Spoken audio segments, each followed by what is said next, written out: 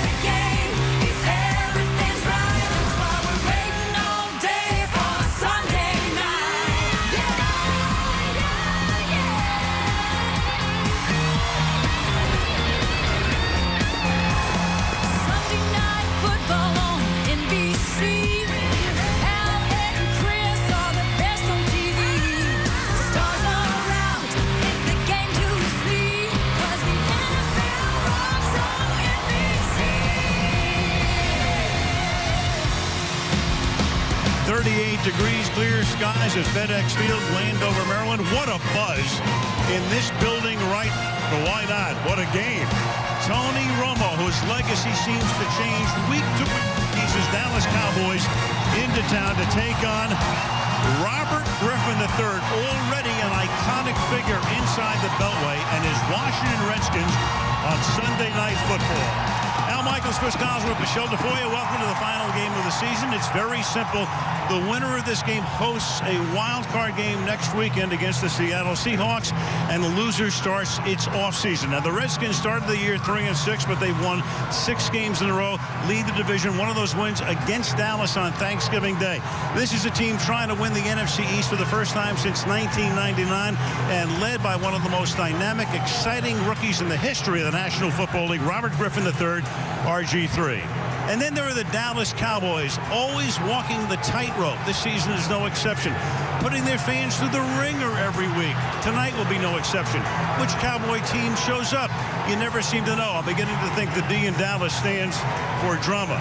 And Chris, it comes down to this. It's do or die for the Washington Redskins and the Cowboys tonight. But for the Cowboys, what are the most important things they have to do to win this game? Well, I don't think there's any question that so far Tony Romo and Des Bryant has sort of dragged this team to this point where they have a chance to make the playoffs. But now the pressure shifts to the defense. On Thanksgiving against the Redskins, they simply weren't very good. They gave up a lot of big plays in that one. In fairness, it was a short work week. But tonight, they have to be much, much better if they're going to move on. The Redskins from 3-6 to 9-6. Put that in a capsule. I don't know how to tell the story without talking about Robert Griffin III at 3-6. They named him captain of this football team. They have not lost a game since. You hear the crowd chanting RG3 out there. But he has a chance tonight to go from rookie to captain to legend if he can pull this one off. Well, this has been a legendary rivalry since 1960. It's the Redskins and the Cowboys. 11 teams are already in the playoffs. Which will be the 12th? We'll find out tonight on Sunday Night Football.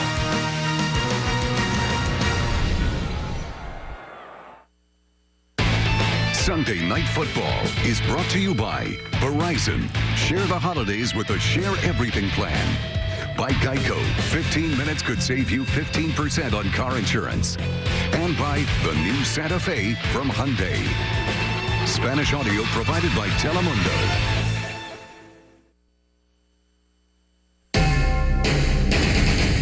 NBC Sports welcomes you to the following presentation of the National Football League. 38 degrees. The wind is 9 miles an hour, down from in the 20s today, so it should not be a factor and will diminish under a full moon at FedEx Field. Well, London Fletcher's been in the NFL for 15 years. He's been here since '07, the linebacker for the Washington Redskins. A little while ago, spoke with Michelle Tafoya. London, you started the season 3-6. You're now 9-6. What's been the biggest difference in this 6-game winning streak?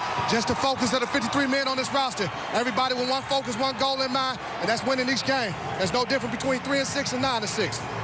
You told us earlier that knowing what you know now about Robert Griffin III, you'd give up a whole lot more to have him on your team. What is it about the rookie that has a 15-year vet like you so impressed? Well, I think, he's clearly the most important reason why we've been able to get in this position that we're in today. And, we gave up a lot, but we give up more to get him again. London, thanks. Good luck. Thanks. And Dallas linebacker DeMarcus Ware will play tonight with a harness on his strained right shoulder and a brace on his right elbow. He estimates he'll be able to play about 60% of the defensive snaps. And Al, earlier today, he tweeted out, "Pain is temporary, quitting lasts forever." He sums it up, and it's a big night for him, and it's a big night for Jason Garrett, who took over for Wade Phillips in the middle of the 2010 season. He's 3-1 against the Redskins as he concludes his third year. And Mike Shanahan came here in 2010, has a 2-3 record in his 5 games against the Cowboys.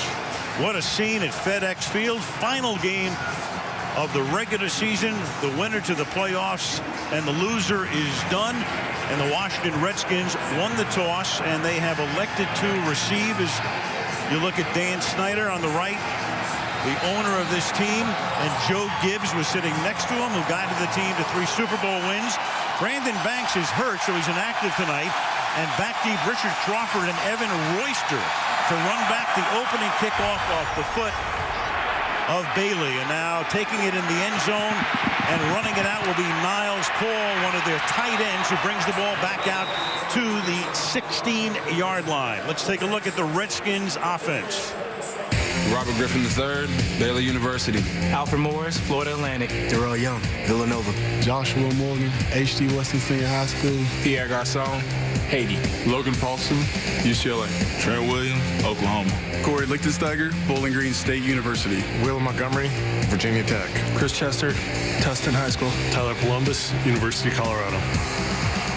That's an offense that is 5th in yards and 4th in points in the National Football League, averaging 27.2 per game. They have the best rushing game in the league, and they're 18th in passing. And part of that rushing game, of course, is the quarterback, RG3, who takes the snap out of the pistol formation and hands it off to Alfred Morris, the great-looking rookie, 6th-round draft choice out of Florida Atlantic.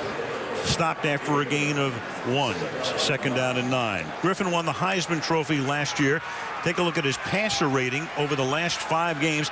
That's since the bye week, when this team was 3-6. They made him a captain. You see the C on his uniform. And since then, he has just been phenomenal, despite suffering a knee injury against Baltimore and then missing the following week's game against Cleveland. Played last week against Philadelphia, had a little bit of a limited role, and we'll see how much more they can use him tonight, especially in the run game.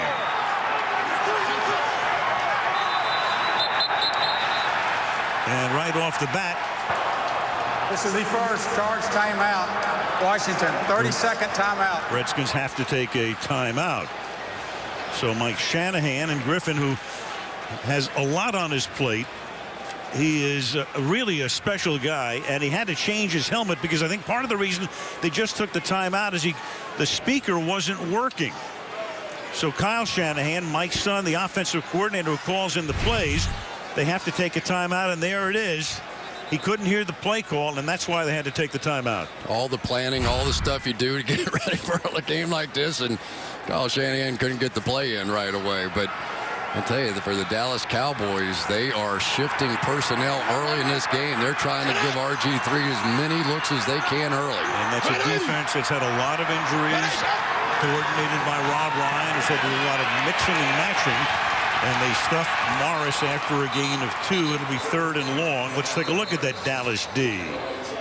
Marcus Spears, Louisiana State University. Sean Lismore, William & Mary. Jason Hatcher, Grambling State. Anthony Spencer, Purdue. Dan Connor, Penn State. Ernie Sams, Florida State. DeMarcus Ware, Troy University. Brandon Carr, Grand Valley State. Eric Frampton, Washington State. Gerald Sensabaugh, North Carolina. Morris Claiborne, LSU. All eyes on Ware as you look at Rob Ryan and how effective he can play tonight, how much he can play tonight. So RG3 now flanked by Evan Royster in the backfield on 3rd down and 8. Hanging in the pocket, throws, and it's incomplete. Joshua Morgan with a drop. So a 3-and-out plus a timeout for the Redskins, and they'll punt. Going to challenge the best cornerback on the Cowboys. Brandon Carr coming across the field just one-on-one, and you can tell the nerves already a factor on the outside, and DeMarcus Ware going to be such a key tonight. Dwayne Harris to run the punt from Sav Rocca back from the 44-yard line, and Harris into Redskin territory, and then Rocca is able to tackle him in a manner of speaking, but not until he gets to the 27-yard line. Kyle Wilbur with a great block to spring him, and the Cowboys were in great shape on their first series. Well, and it really was a key block right at the point, and no clip, no block in the back, which happens so often on these kicks. Pretty good job there by Hanna, just sort of turning his back and not even creating. There's Wilbur right there with a big block as well. Block on Johnson, and then Rocca just gets his body in the way to stop him. So a 38-yard kick and a 28-yard return, and the Cowboys start at the Washington 27-yard line. And they hand the ball off on 1st down to DeMarco Murray for a gain of 2. Tony Romo said at the top, his legacy changes week to week and probably will for the balance of his career. In December, 10 touchdowns, 1 interception. So he has been great this month. Last week led a comeback against New Orleans, which sent the game into overtime, and the Saints, though, eventually prevailed.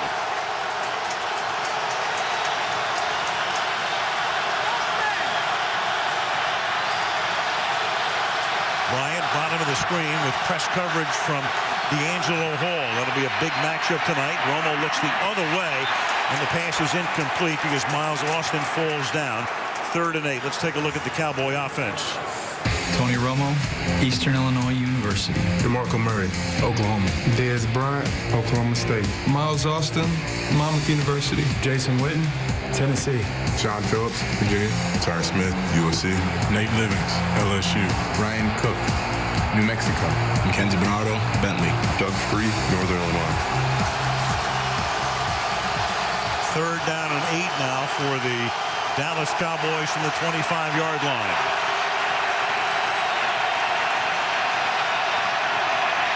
Blitz, and the pass is picked off at the 18-yard line by Richard Crawford, who brings it back to the 29. So against the blitz, Richard Crawford, the rookie out of SMU, with the interception, and Washington has the ball again. Too high for Ogletree.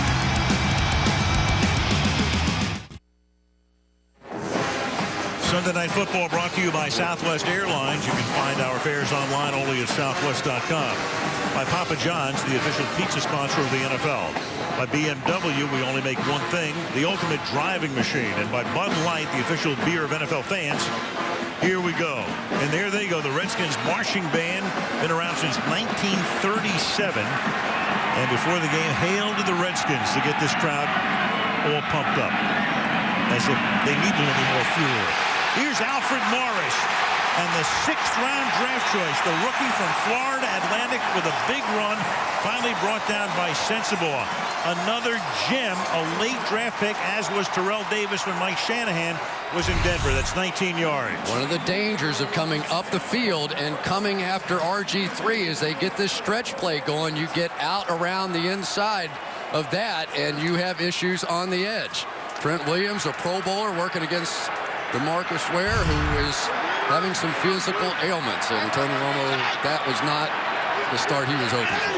From the 48-yard line. Out of the pistol. They give it again to the rookie Morris. And in a year when you've got Griffin and Wilson and other outstanding rookies, this guy sort of gets lost. But before the night is done, he may wind up as the Redskins' all-time leading rusher for a single season, eclipsing the mark now held by Clinton Portis. And terrific feet. He was all the way on the far left-hand side and cut that one all the way back on a grass field and not a particularly fast field, and able to make that kind of cut at 220 pounds. Needs 104, needed it before the game to eclipse the mark, and already has 31 on 4 carries tonight. And here's his 5th. And he takes it to the 37-yard line where Mike Jenkins knocks him down.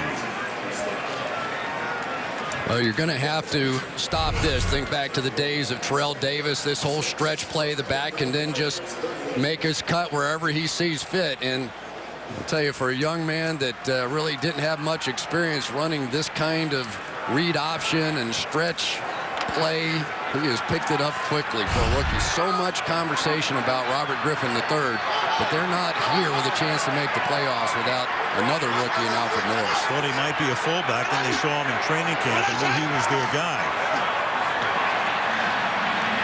Off the play fake, the pass goes to Moss, and Santana gets taken out of bounds by Mike Jenkins with an arm around his neck.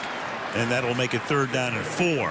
Here's the hardest play, I think, to stop in this. Watch these linebackers have to step up on this read option fake right here. First of all, that's where you freeze, and then you freeze in here. And then the open space behind those linebackers where they try and hit that slant. RG3 didn't like that one, but that's the hole they'll try to exploit. So Griffin won for his first 2. They put Royster in the game on 3rd down behind Griffin.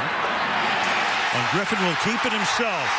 And RG3 to the 27-yard line. And that's one of the reasons the Redskins lead the league in rushing. Not only do you have Morris, but Griffin has now gained 758 yards this season on the ground. Again, DeMarcus Ware, the one on the island. Here he is, takes a half a step inside, and here it comes around the outside. Almost every big 3rd down the Washington Redskins faced the last time they played the Dallas Cowboys, he kept the ball and ran it and converted huge 3rd downs. Starts the same way here tonight. 6 minutes into the game with no score, and the playoffs on the line. A little toss. And Morris gets taken down by Brady Papinga. Now that Cowboy defense on the field for 91 plays in the overtime game against New Orleans. And for Ryan, he's lost Sean Lee, and that was a huge loss early in the season. Jay Ratliff hasn't played very much of late. Orlando Scandrick is gone. So is Barry Church. So is Kevin Carter. He's going to get guys off the street to play.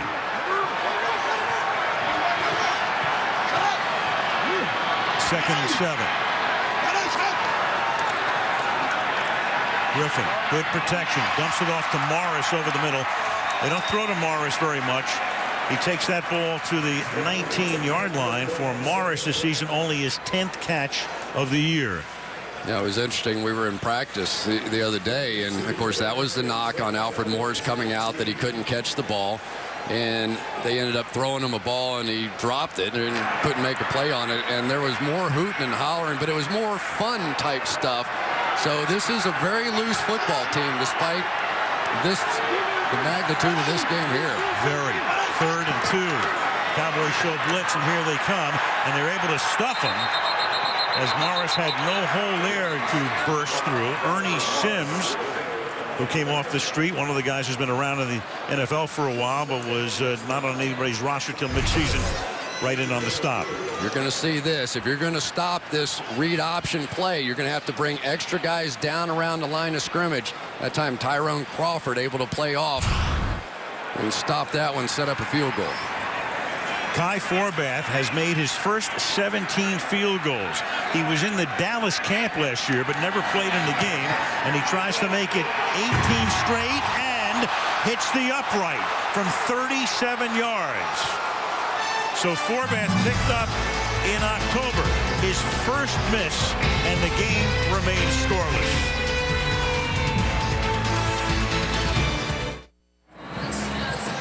For the total viewing experience, check out Sunday Night Football Extra on NBCSports.com. That's what the screen will look like. We always have a social media analyst, and tonight it's Clinton Portis. You can check in with Clinton, ask him what's on your mind, and he's tweeting from the booth next to us, and he's here tonight watching Alfred Morris with a chance to eclipse his mark that he set back in 2005.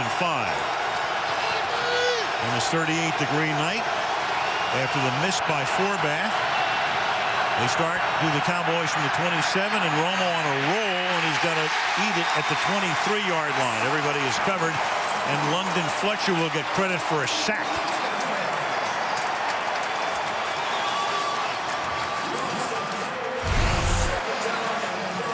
All right, Tony Romo is going to roll out here, and London Fletcher, who their defensive coordinator Jim Haslett says is the smartest player he's ever coached, smelled that one out rather than dropping back in coverage there. He saw there was nobody to pressure him, went up and got a cheap sack. What a year he has had.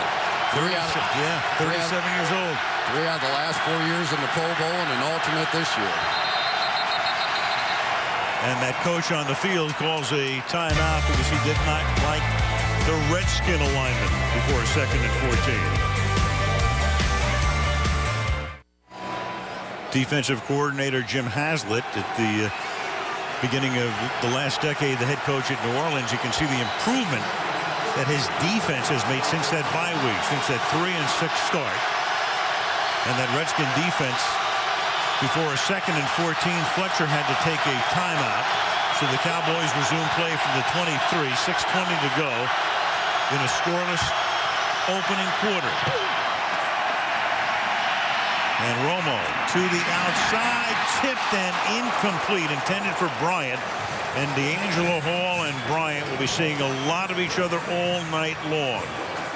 In the same way they got the interception earlier with the blitz, they come back, which means one-on-one on the outside with the best matchup of the night. Des Bryant going against D'Angelo Hall, and D'Angelo Hall almost came up with one there.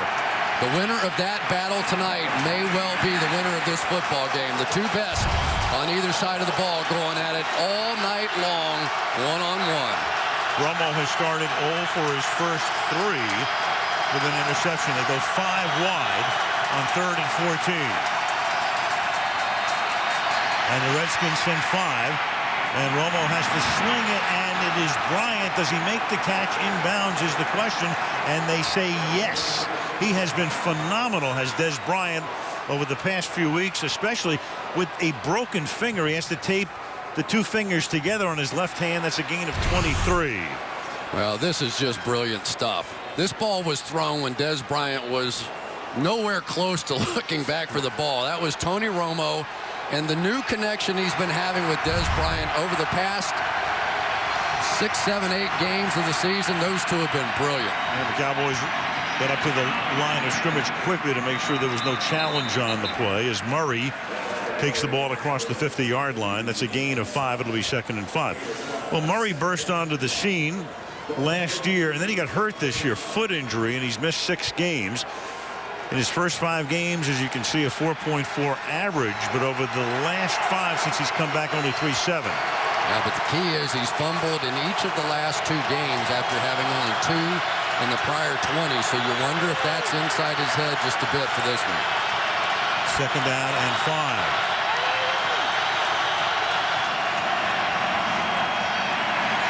And Romo going deep down the left side, underthrows it, and it's picked off at the 14-yard line. Intended for Austin, intercepted by Josh Wilson. And one of the big differences between these teams is the turnover ratio. Washington's been terrific. Dallas is now minus 12 on the season. 2 picks tonight. So Tony Romo has already thrown 2 picks tonight in a scoreless game. And the Washington Redskins take over at the 14-yard line with 5 minutes to play in the opening quarter. Redskins' 3rd possession.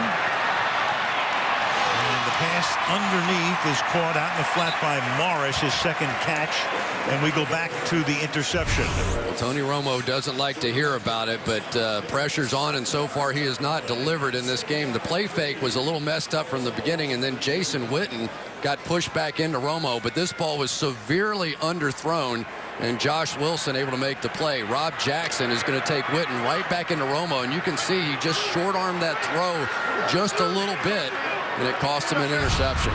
Not the start that Tony Romo would hope for, with his critics very loud at this moment. 2nd and 3. Here's Morris. We talked about the turnover differential. The Redskins don't turn the ball over. They have the fewest in the league at 14. The Cowboys, meanwhile, that's 28, or almost 2 per game this season. You know, it's so interesting talking about Tony. We talked to him about it last night. He goes, hey, it's a team game. You know, let's face it. You know, it's not, I don't lose games, you know, the team, all that kind of stuff. But when you're the quarterback of the Dallas Cowboys and you're in this moment, you are ultimately judged on what you do here. And he knows it. He understands that full well. Luckily for him, the turnovers happen on this side of the field, and it's still 0-0. Now Griffin off that play fake, buying time, slings one incomplete. Joshua Morgan, the intended receiver, Brandon Carr covered. There's no question, Chris, at the end of the day, Tony Romo will either win a Super Bowl or he'll be a yeah-but guy. Yeah, and yeah, but. almost, yeah, but all due respect to John Madden on that one. But, you know, it has to be weighing on his mind. He wouldn't be human if it wasn't. He's been hearing it. Doesn't matter what he's done as a player. And during the course of the regular season, he's put up huge numbers. But here he is now, less than 12 minutes into this game, this key pivotal game, and we're already talking about it. 2nd and 10, the running back is Evan Royster. Short drop, quick slant, caught by Leonard Hankerson. Picks up some yardage after the catch, breaking a tackle, and that'll move the chains first down up at the 39-yard line after a gain of 12. Well, RG understands when they're trying to bring pressure, just have to throw this one hot off the edge. The Cowboys blew their hot read for their first interception, and RG3 converts on that one. He's a young man from the very beginning. Didn't have a playbook in college. Didn't know a route tree in college. Came in here, and yet Mike Shanahan and Kyle Shanahan said, I don't care. We're teaching them. We're letting them audible from day one. Heisman Trophy winner at Baylor, and the Redskins mortgage the future to get him, and the pass is incomplete. Intended for Pierre Garçon. Most of you who follow the game know the story. Andrew Luck was number 1, and that worked out for Indianapolis. And RG was number 2, but to get to the number 2 spot, the Redskins had to send several high draft picks, and you look at Gibbs and Dan Snyder again, and Joe Theismann behind Snyder, to the St. Louis Rams to move up to that 2 spot. How about he was considering going to Stanford?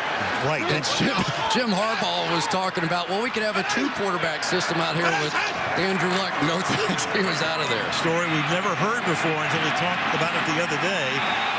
And Griffin is knocked out of bounds by Claiborne.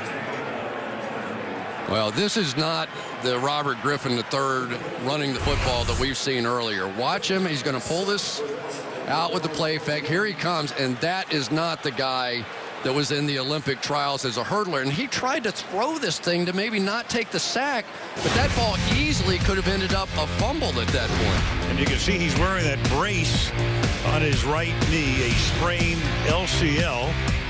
Tremendous career at Baylor. Had that sensational primetime game against Oklahoma last year that really vaulted him into major national prominence. And on 3rd and 7, slings it to the outside to Santana Moss, and they convert for a first down into Redskin territory at the 48-yard line.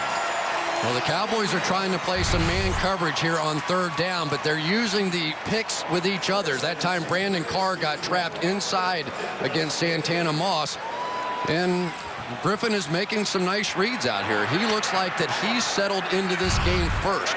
He's gotten a little longer drives, but you can tell this offense is starting to play their way now. 5 of 8 for 37 yards, 12 yards on the ground. And here's Morris to the 44-yard line. Griffin, since he's been named captain against Philadelphia, phenomenal. At Dallas on Thanksgiving, great. Against the Giants, good enough. Against Baltimore before he got hurt, a 101 rating. And then at Philadelphia last week, tying in for the longest streak in NFL history by a rookie quarterback with a 100 or better rating. 2nd down and 6. And there is that C designating the fact that he is the leader. And a great kid. We met him for the first time the other day. He is the real deal. Moving to his left and buying time and extending the play and keeps his eyes downfield, and then the pass is incomplete.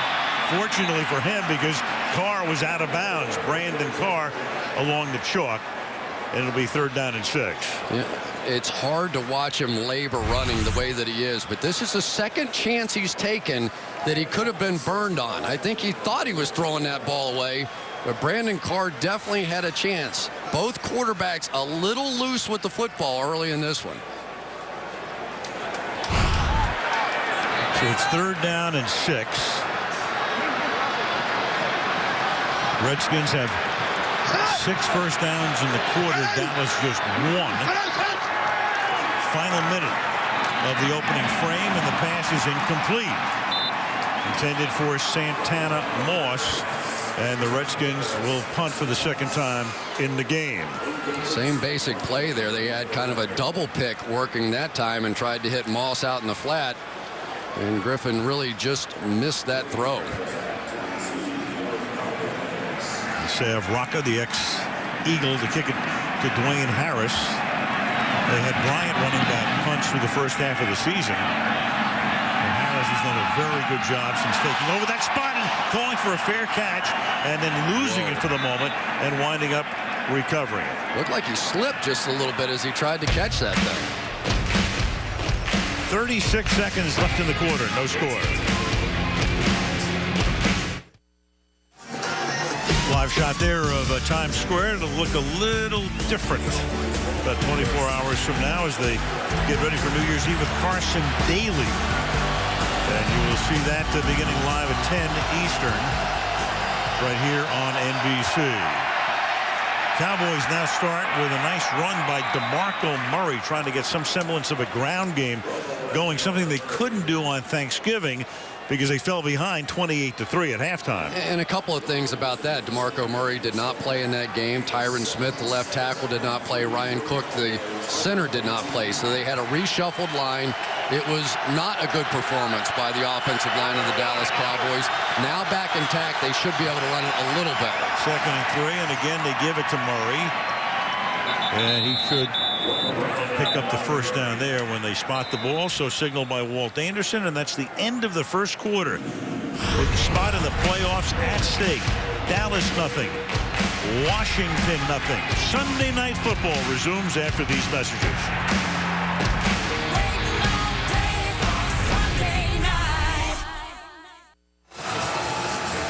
Aerial coverage tonight being brought to you by Geico as you look at that spectacular shot with the Capitol where they're probably burning the midnight oil with an eye on this game, the Washington Monument, the Lincoln Memorial, and about 11 miles away to Landover, Maryland, to FedEx Field. Al Michaels, Chris Collinsworth, Michelle Tafoya, starting the 2nd quarter with Murray breaking out of the first tackle and then taken down behind the line of scrimmage, and we'll take a look at the Washington defense.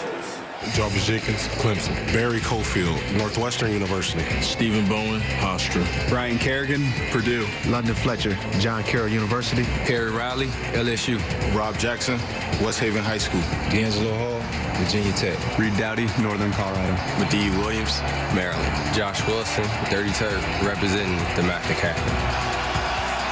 Wilson with one of the 2 picks against Romo in the first quarter. 2nd down and 13 from the 19-yard line.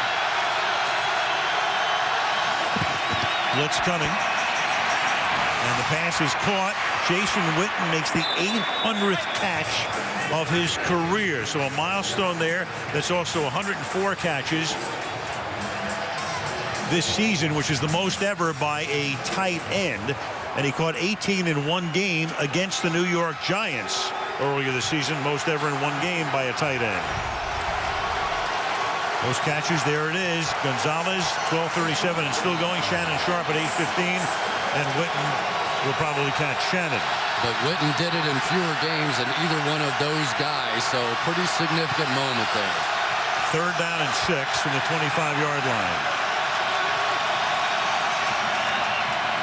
Blitz again, something they did a lot in the Thanksgiving game, and then wide open is Dwayne Harris, who takes the ball into Washington territory. The second-year wide receiver out of East Carolina, a 6th-round draft choice last year, picks up 25 yards. The blitz has been coming a lot. DeMarco Murray in the backfield is going to pick this one up and give Romo time. And anytime you want to blitz, if you're still playing a zone on the back end, there are going to be huge holes in the middle of the field. And Dwayne Harris, who is quickly becoming one of Tony Romo's favorites, found at that time. From the 49, Felix Jones is now in the game as the Cowboy running back. And here goes Felix, turning it back upfield in a gain of 9 to the 40-yard line, where Perry Riley, the good-looking inside linebacker in his 3rd year from LSU, makes the stop. 2nd down and 1. Well, one thing you're seeing is that the Dallas Cowboys are using 2 tight ends over here on the right-hand side. And so as the Washington Redskins aren't really reacting to that, they're flanking out one of their outside linebackers, so it's giving them some run opportunities here early in the game. Meanwhile, Miles Austin started to limp off the field. He was hobbling to the sideline, and then he goes down, and he needs the attention. Injury timeout. Austin on the bench. Had to go down to the turf after trying to hobble off, and here's how it happened. Happens so many times to wide receivers as you're trying to make a block. Either the runner or the tackler lands on your ankle and you limp off. So it's 2nd down and 1. And this is Jones, who on the prior play gained 9, and he picks up the 1st down, the one-time #1 draft choice out of Arkansas, who now sees spot duty behind DeMarco Murray. And Austin tries to walk it off, but that's not going to work right now. Been a tough year for Miles Austin, trying to battle through chronic hamstring issues. And we'll see if he can get back in this one or not. DeMarco Murray back in as the running back. 1st and 10 from the 36. And Romo on a slant hits Des Bryant. And Bryant, broken finger and all, has the left index and middle fingers taped together to the 19-yard line. A lot of pushing and shoving going on there. No doubt between Bryant and Hall. 17-yard gain. Different reaction. Tight end out here, and this time the linebacker does not come out. So Tony Romo goes kill, kill, kill, which means we're not running it this time. Going to throw the slant to the backside and picks it up. You can tell Romo now starting to settle in a little bit. And Des Bryant, how about him with his broken finger and all? There's a Redskin still down on the field. I think it's Mediu Williams. It is. It's the safety. And that would be a big blow, the 9th-year man. But he gets up favoring that left arm as he comes to the Redskin bench. They are very thin at safety. Started the year, Tenard Jackson was suspended. Brandon Merriweather was hurt. They were supposed to be the starters. Dejon Gomes was hurt last week. He was the nickel guy and inactive tonight. And now one more goes to the bench, Mediu Williams. That means Jordan Pugh, number 32, 3rd-year guy out of Texas A&M, comes in to take Williams' spot. Ball is at the Washington 19. Again, the winner of the game at home next week against Seattle. And the loser goes off into the offseason. And the handoff goes to DeMarco Murray. To the 15-yard line he goes. Gain of 4, 2nd and 6. Well, we talked about Ryan Cook coming back in the center, working against probably the best of the Washington Redskins in Barry Cofield. It's a pretty good block. It's a real difference maker if the Redskins can't just come after Tony Romo. The passing game has been very good, but it gets much better when you can go a little play action along with it.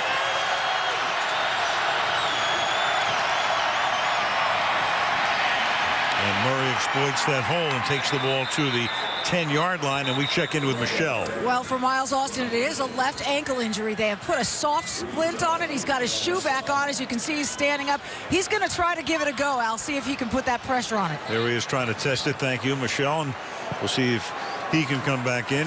Also check on Medea Williams on the other side. Meanwhile, the Cowboys on a nice drive, which started back at their own 11, have gone 79 yards in 10 plays.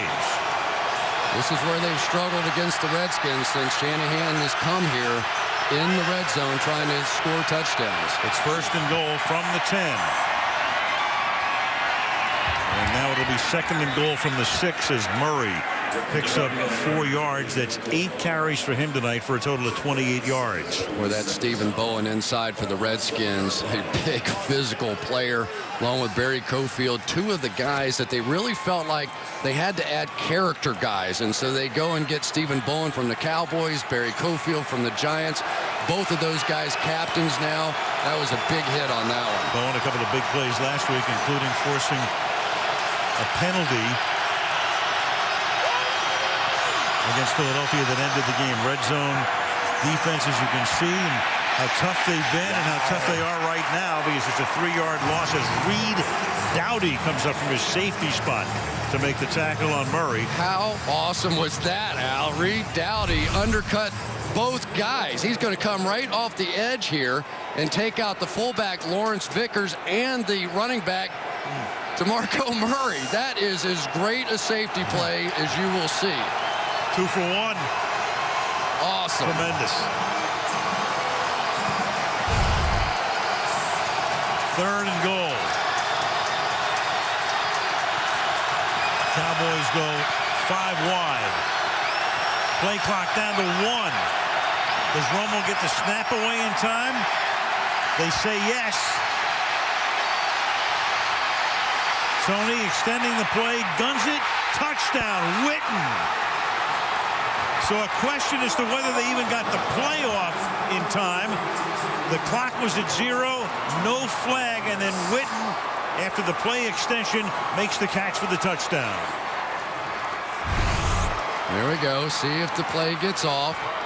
Even if it goes to 0, remember the mechanics of the official. He's looking at the clock, then he looks down at the quarterback. If the ball has been snapped by that point, so there's a little half beat in there that favors the offense, and that time it clearly favored the Cowboys. There was that half beat. Dan Bailey for the point after. And with a second less than 8 minutes to go in the opening half, Dallas first blood. 7-0 Cowboys.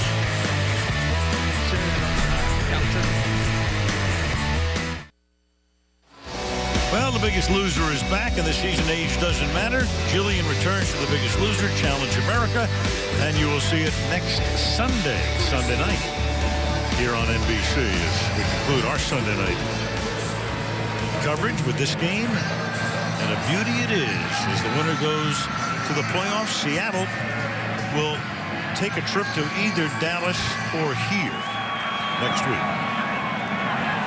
And the loser is done as the kickoff is a short one. And Evan Royster brings it back from the 15 to the 33-yard line. With 7:55 to go in the opening half. 7-0 Cowboys. Well, the NFC East, sole possession of first place. The Eagles after weeks 2 and 4 with their season, of course, going down in flames. And the Giants led after weeks 6 through 14. And then the Redskins after last week. And the Cowboys have not been in sole possession of first place at any point during the season. But when this night is done, they could be going to the playoffs. This drive begins with play faking and pumping, and then incomplete, intended for Joshua Morgan, who came over from the 49ers before the start of the season. 2nd down and 10. Really nice job by Mike Jenkins that time. Going to get the reverse action. Then the back's going to come back around this way. I should say wide receiver Santana Moss. And Jenkins was crossing in man coverage. He saw it. He kept his eyes on Santana Moss, able to come back and recover, and RG3 had to pull the ball down. 2nd and 10 now from the 32-yard line. Morris being a 4. Morris playing at Florida Atlantic. We were talking about him before. Picked in the 6th round. Played for Howard Schnellenberger there. Schnellenberger about 3 decades ago won a national championship at Miami. And he's from Pensacola, Florida, where they make good running backs, by the way, because you had Trent Richardson playing there, who wound up as the Browns' 1st-round draft pick this year. And, of course, when you think about Pensacola, Florida, who do you think about? One other one. Yep. All-time leader in rushing yardage, Emmitt Smith. 3rd and 7. Royster is the back on this down, and the pass is juggled and then caught, and then holding on to it with Moore trying to strip it away is Logan Paulson, the tight end. So Paulson making that catch, and then Sterling Moore, who came over from New England about a month ago, almost was able to pick the ball away from him. Remember, Sterling Moore was the guy that stripped Lee Evans in the championship game that sent the Patriots to the Super Bowl? That time he tried the exact same move, had his arm up there trying to strip it. A little stronger guy this time, though. Logan Paulson was having none of it.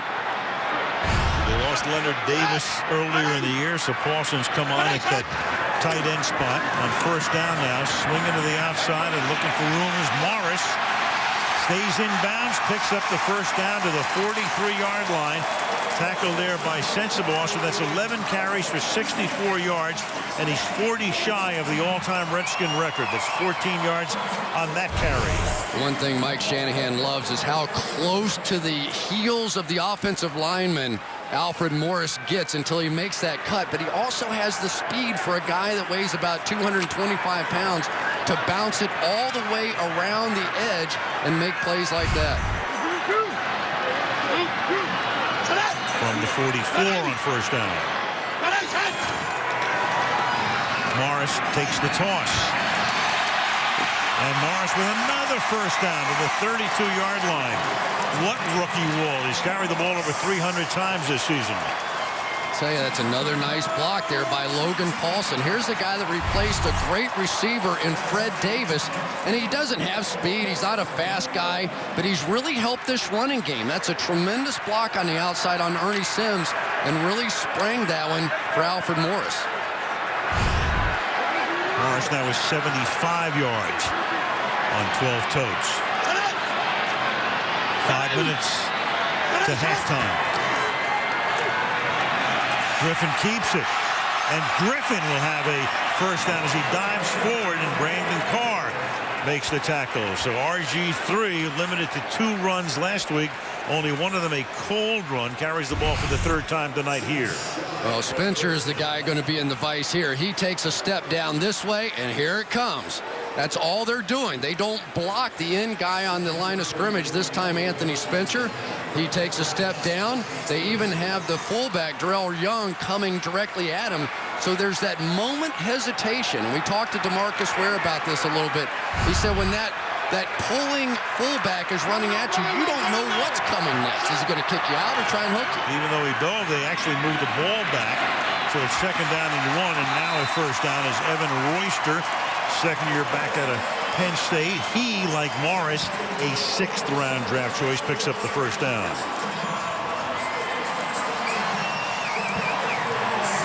Kyle Shanahan, who was at Houston under Gary Kubiak, and then when his father got the job here, came here, and he is on a few lists as a head coaching candidate. Well, if you don't have a Peyton Manning, Tom Brady, Aaron Rodgers, Drew Brees on your team, you better get a little creative the way that he has with this offense. From the 17, Morris to the outside, inside the 10, touchdown Redskins.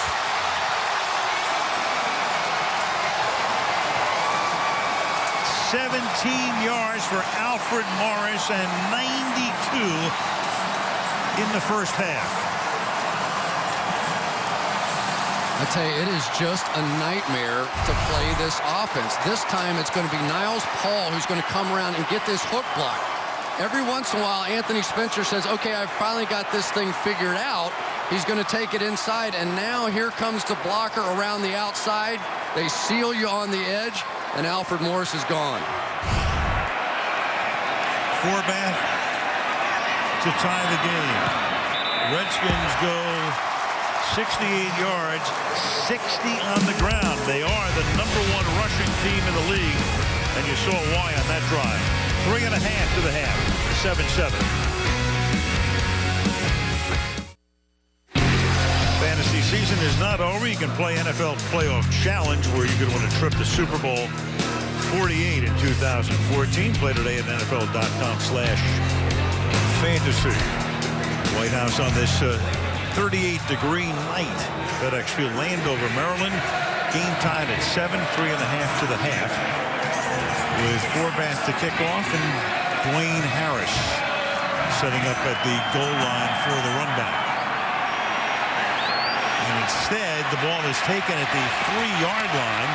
That's John Phillips, the backup tight end to Witten, who backs up and then takes it to the 23, and we go back.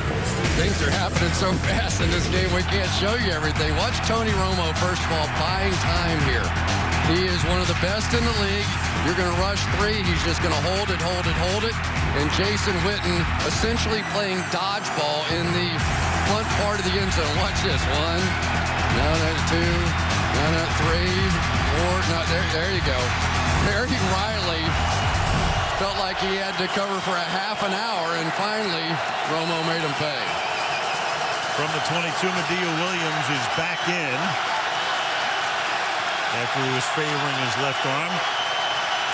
The Washington safety back in the lineup as Romo retreats and then throws, and that is Witten, who gets taken down after a gain of 10, and we go to Michelle. Well, an update on Miles Austin. We told you about the left ankle injury, and he was giving it a go on the sideline trying to see what he could do. They have now taken him back to the locker room.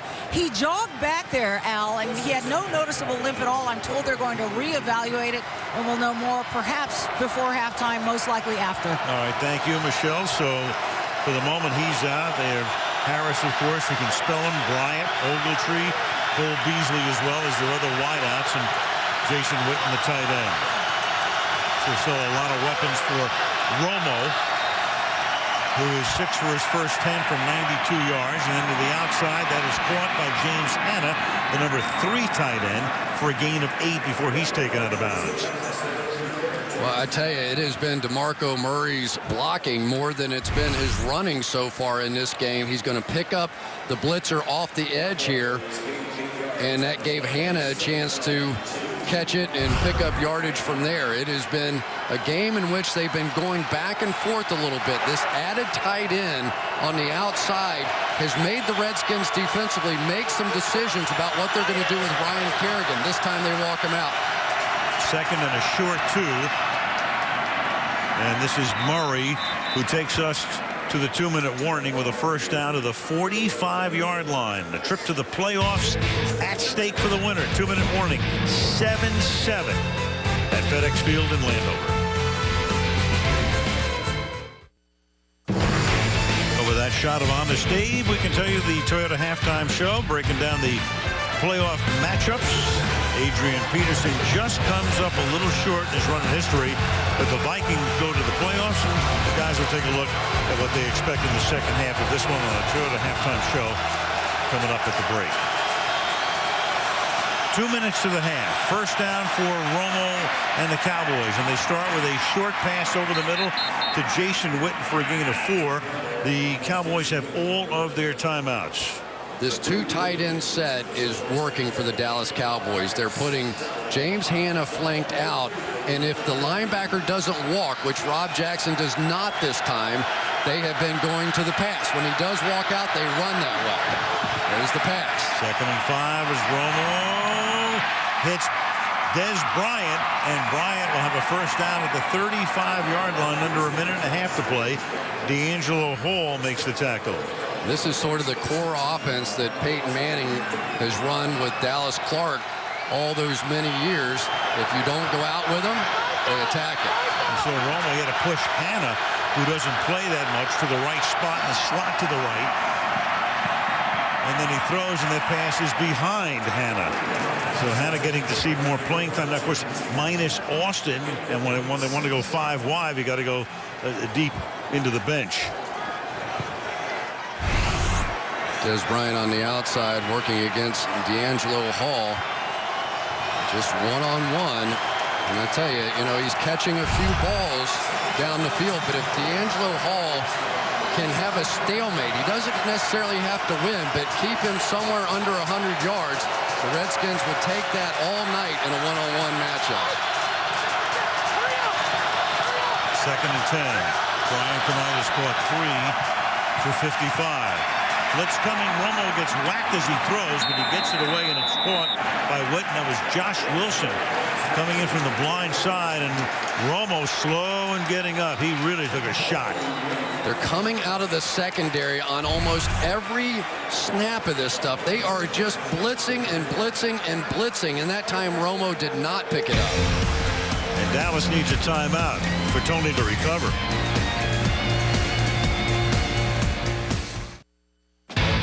Sunday Night Football brought to you by new Prilosec OTC Wildberry, by the 2013 Chevrolet Silverado, working hard on and off the field, by Microsoft Surface, and by National Car Rental. Go National, go like a pro.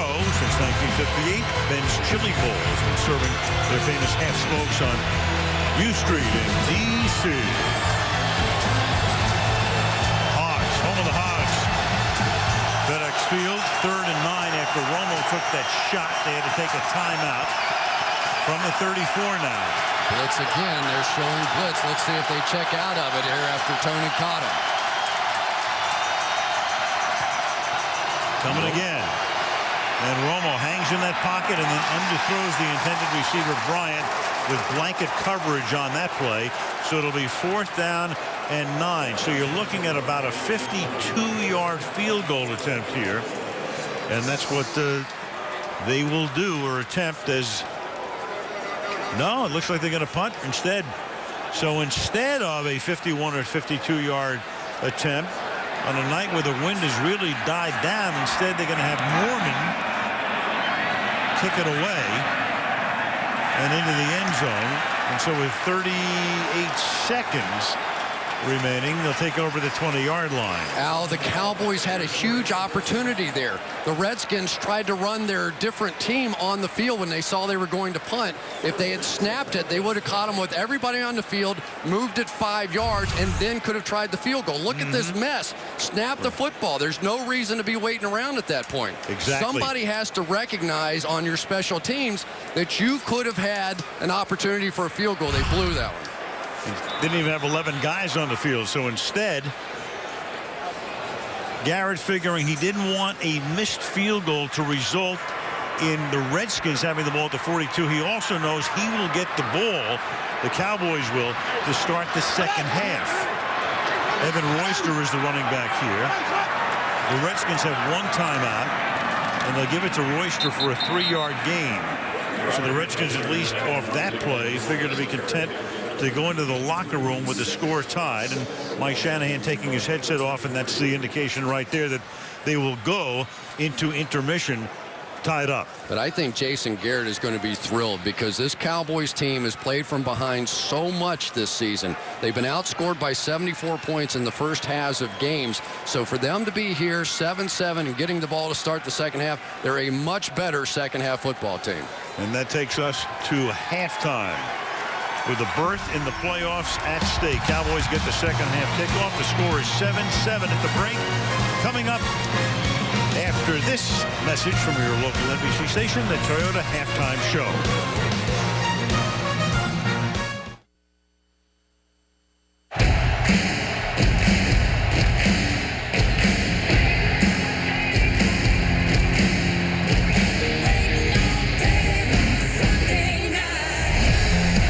Cowboys and Washington Redskins meet for the NFC East title on Sunday Night Football. And the pass is picked off at the 18-yard line. Underthrows it, and it's picked off, and Washington has the ball again. Tony extending the play, guns it, touchdown, Witten. Morris to the outside.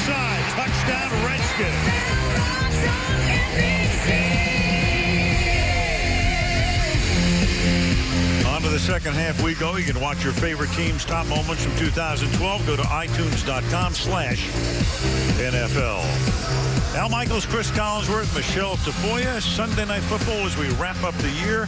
Washington #1 in the league in rushing. And you see the numbers right there. Only 43 passing yards.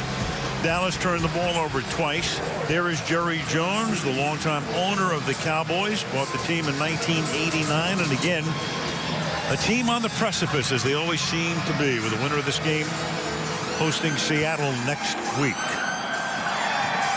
Ty Forbath to kick off. The Cowboys will get the ball as the second half gets underway with Harris running it back from the 5. And then ripped down by Drew Doughty after he crosses the 20, and we check in with Michelle. Well, Al, wide receiver for Dallas, Miles Austin, he retaped that left ankle that he injured there in this second quarter. He's going to try to give it a go. As for his coach, Jason Garrett, he likes the way his team's defense is playing, but he said Albert Morris is a problem. They got to keep him inside by setting the edges, not letting him run to the outside. As for Mike Shanahan, I said 43 yards passing. How do you get it going? He said we might not need to, thanks to Albert Morris. It's a good answer. Thank you, Michelle. Meanwhile, there is Austin. He is back in the game on the left side, and they start on the ground, and they give the ball to DeMarco Murray for a gain of 4. It'll be 2nd and 6.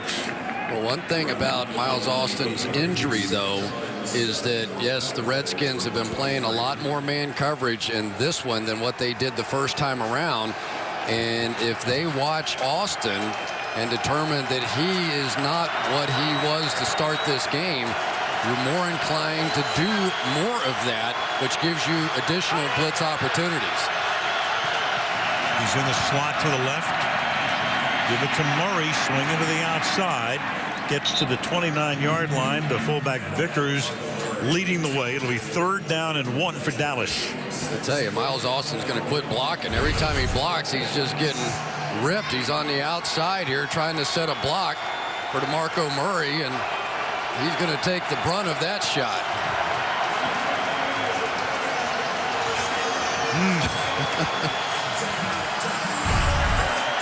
One of the best 3rd and 1 backs in football, DeMarco Murray. And he's got Vickers in front of him too, Chris. And he will follow him. Well, he doesn't follow him long enough because he starts to cut it back, and then London Fletcher makes the tackle, and where are they going to put the ball? If the nose of the ball's on the 30, it's a 1st down, and that is the case here.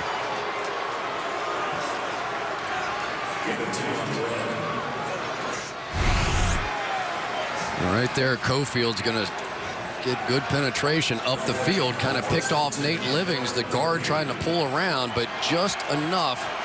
Marco Murray, bad foot and all, just enough to get it to that line, barely. It's Harris coming in motion. Big hole for Murray. To the outside he goes for a 1st down and 11 more. A total of 21 yards. Knocked down by Mediu Williams at the 49. Really nice job down the field. I think that was the center, Ryan Cook. Let's see him get down on some of these linebackers. Murray's going to make the good cut, but that was Ryan Cook down the field. Remember, did not play in the first game, and he has been a factor so far in this one, having to match up against the best from the Redskins up front and Barry Cofield. Felix Jones is the running back. Cowboys in Redskin territory. And Jones goes nowhere as he crosses the line of scrimmage. Well, now they've got a little answer with Ryan Kerrigan on the outside. We talked about when he flanked out, Tony Romo stayed with the running game. Well, this time he's going to walk down inside after they commit to the run, and there he is to make the stop.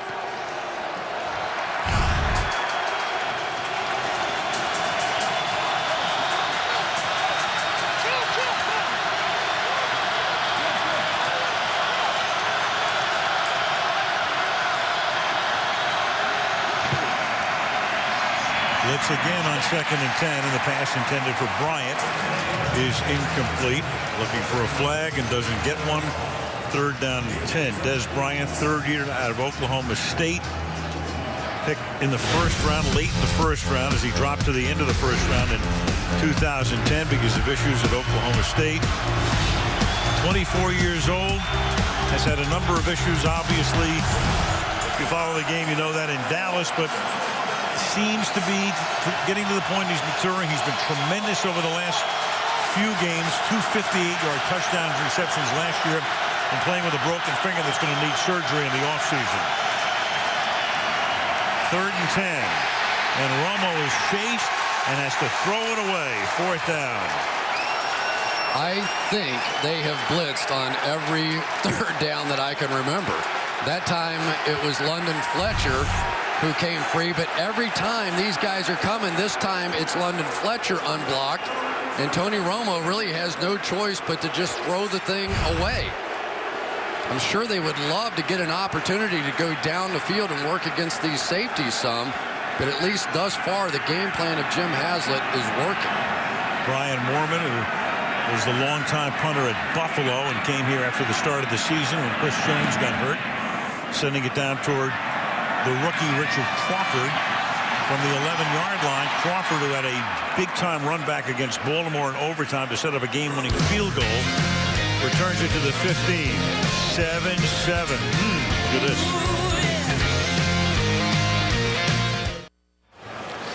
Well, we've seen every quarterback through the years get frustrated, but not too often do you see Tony Romo and Jason Witten, who have been a fantastic combination for years, and not on the same page there. And you saw that as we went to the break. But Tony Romo's right. They are getting free runners on the blitz, and his guys aren't making the hot reads where he has to get the ball out. From the 15 now. This drive begins with a Morris run up to the 20-yard line. So Morris tonight closing in 7 yards shy of the all-time Redskins rushing record, 24-35, best in the NFL, #1 in rushing. And thanks mainly to two guys, Morris with 14-13 coming in, 58%, and then the quarterback RG3 with 752. So that's 89% of your rushing yardage from those two guys. And take a look at that. 3rd from last in 2010, 25th last year, and #1 this season.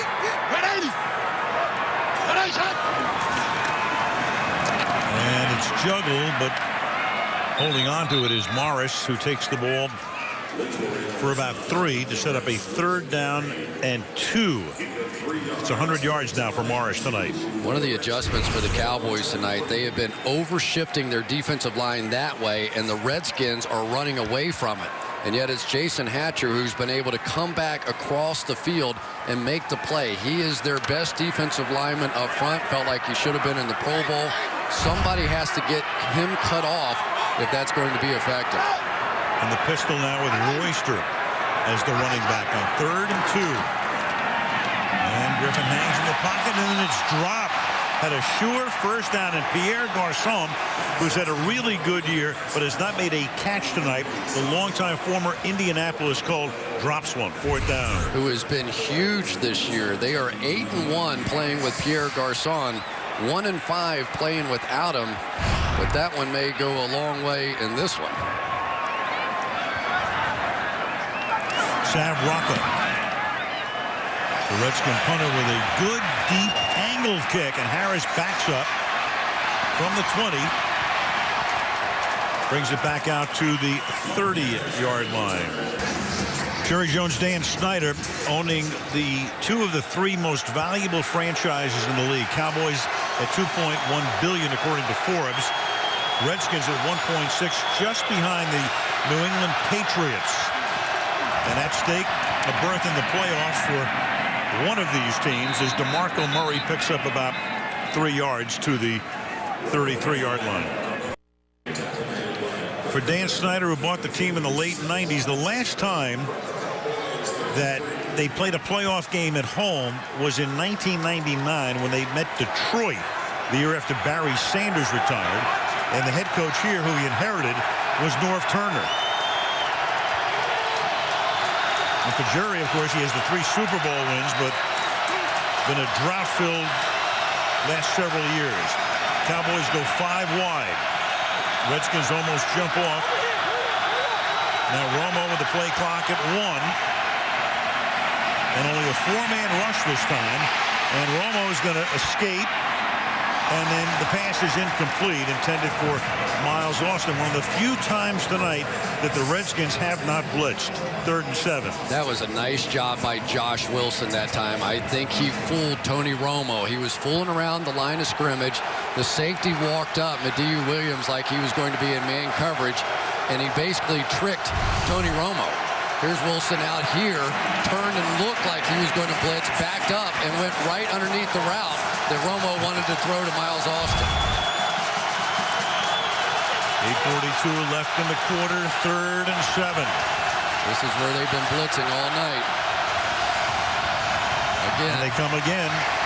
And Romo gets it away, and it's too high, intended for Ogletree. And caught by Shanahan. 4th down.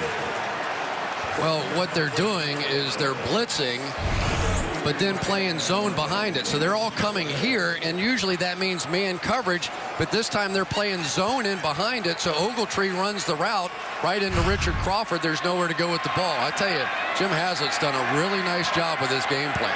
Shanahan making the catch. One Eastern Illinois quarterback, Romo, to another.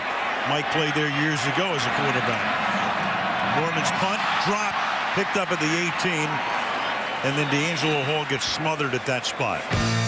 8:25 left, 3rd quarter, 7-7.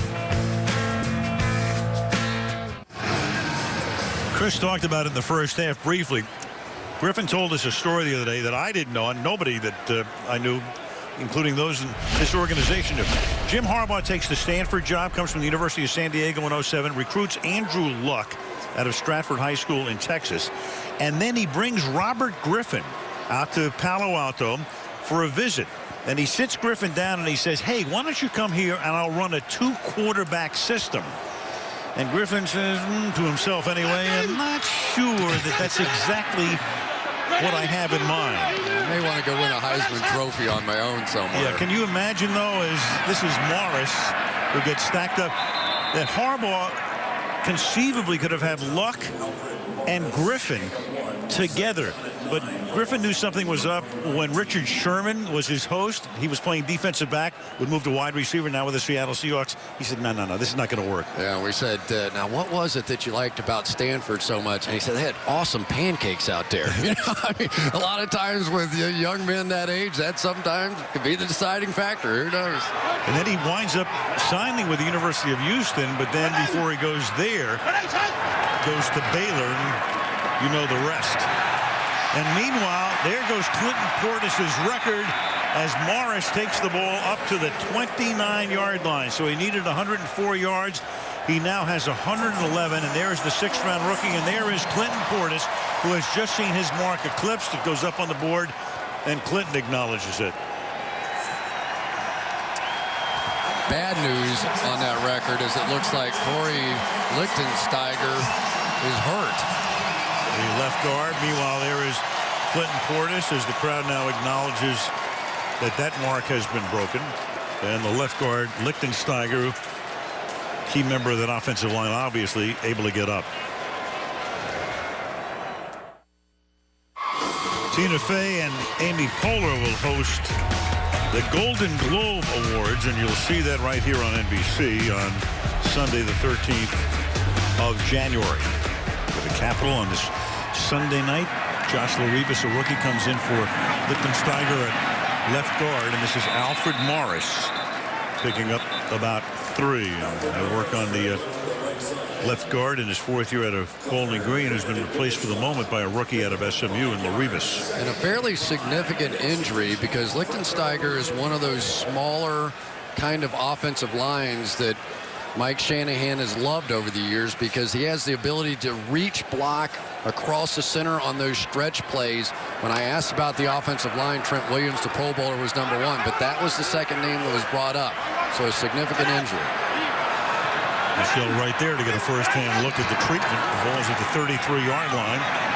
And this is Morris busting his way for a first down as he takes it to the 40-yard line. Papinga makes the tackle, and it's 122 yards for the rookie. Sometimes this backside cutoff block is the key one.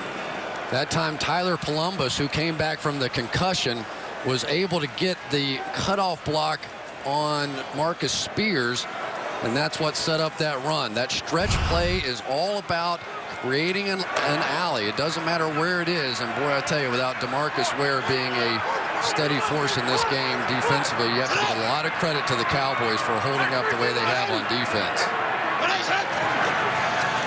Morris again on the pitch. Cuts it back upfield, and there he goes again for 21 yards before he's taken down by Eric Frampton.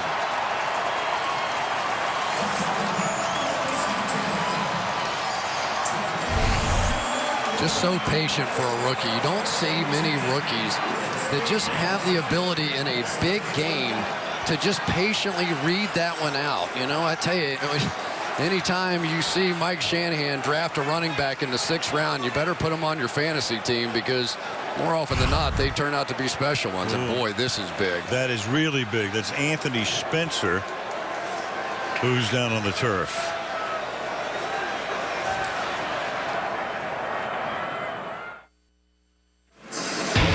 Sunday Night Football brought to you by Wendy's. Now that's better, by Zero Dark 30 in theaters in January, by T-Mobile, and by Toyota Care, complimentary on every new Toyota. Exhibits at the museum downtown D.C. There's a Cowboy jersey, number 84, given to President Reagan back in 1984. So DeMarcus Ware, who hasn't been in that much tonight, is going to have to come in. Spencer is on the bench, at least for the moment. Off the play fake, the pass is caught over the middle to the 20-yard line. Goes Pierre Garçon on his first catch of the game. It's almost unfair to inside linebackers. There's no way you can't step up after the way they've been running the football. They pull it out, throw this little thing right in behind it. It has been the staple of this offense throughout the course of this season. Nobody's been able to stop that play. At the 20. On first down, Morris. And they're able to bust up the blocking. Loss of 3. Here's Michelle. A bad night for left ankles at the moment. Corey Lichtensteiger has a left ankle sprain. He is questionable. Anthony Spencer, they're also looking at his left ankle, taping it up. They're going to try to see what he can do, Al. All right, we'll keep an eye on that. That's very important. Alex Albright, for the moment, comes in at the outside linebacker spot. It's 2nd down and 13. It's a team with Ware hurt tonight, but playing. There he is. Now you got Spencer on the bench. They lost Sean Lee, Bruce Carter. They're on injured reserve. So deep into the depth chart they go on 2nd and 13. And this is Garçon. And with a stiff arm, out of bounds, inside the 10-yard line. I'll tell you, if this quarterback thing doesn't work out, Robert Griffin could go play for the Globetrotters. He is a ball handler extraordinaire. He makes you believe this run is happening right here. Right there, then raise up, quick screen, nice block on the outside, nice block down the field by Logan Paulson.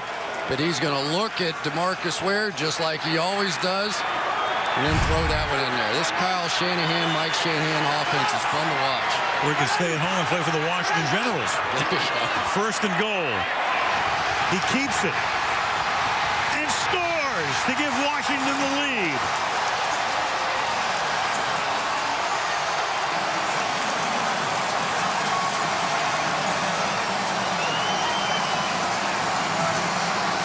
Inside the beltway, outside the beltway.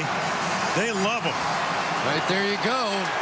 Marcus Ware is going to feel like he's got to get inside the block of Logan Paulson. The minute he does, Robert Griffin III simply pulls the ball out, gets a big block by Pierre Garçon on the outside. I call it hocus pocus, Al. You know, when I was watching the tape, getting ready for the game, it's hard to follow the ball. It's hard to know exactly what they're going to do next. And that young man runs it brilliantly. Jiminy Smokus. They go 82 yards. 9 plays, 7 on the ground, only 2 through the air. 14-7 Redskins.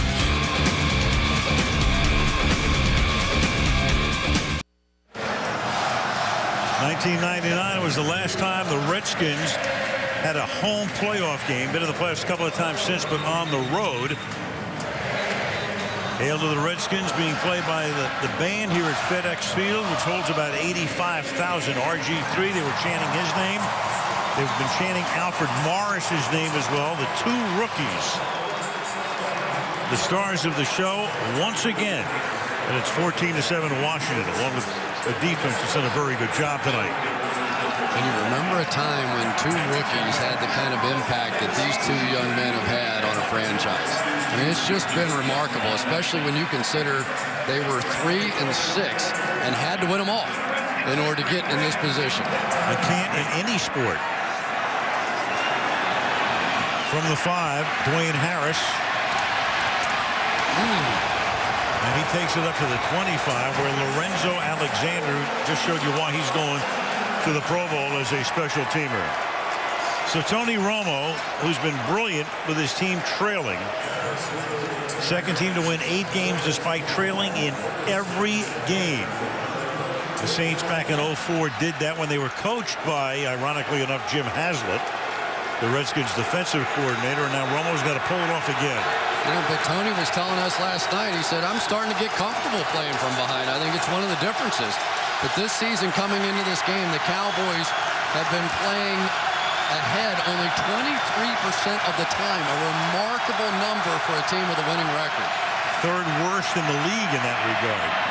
Oh, and that's almost picked off, and Witten was able to make sure that Fletcher did not get another interception. He picked Romo off on Thanksgiving Day and has picks in 3 straight games and 5 overall this season. London Fletcher has been hot. He has gotten interceptions lately, and he got Romo the last time. Should have had that one. For Tony Romo now, he is going to have to start winning some of these one-on-one battles with his receivers. He's getting opportunities. They have to start taking advantage of what they have on the outside. Where is Des Bryant? 2nd and 10.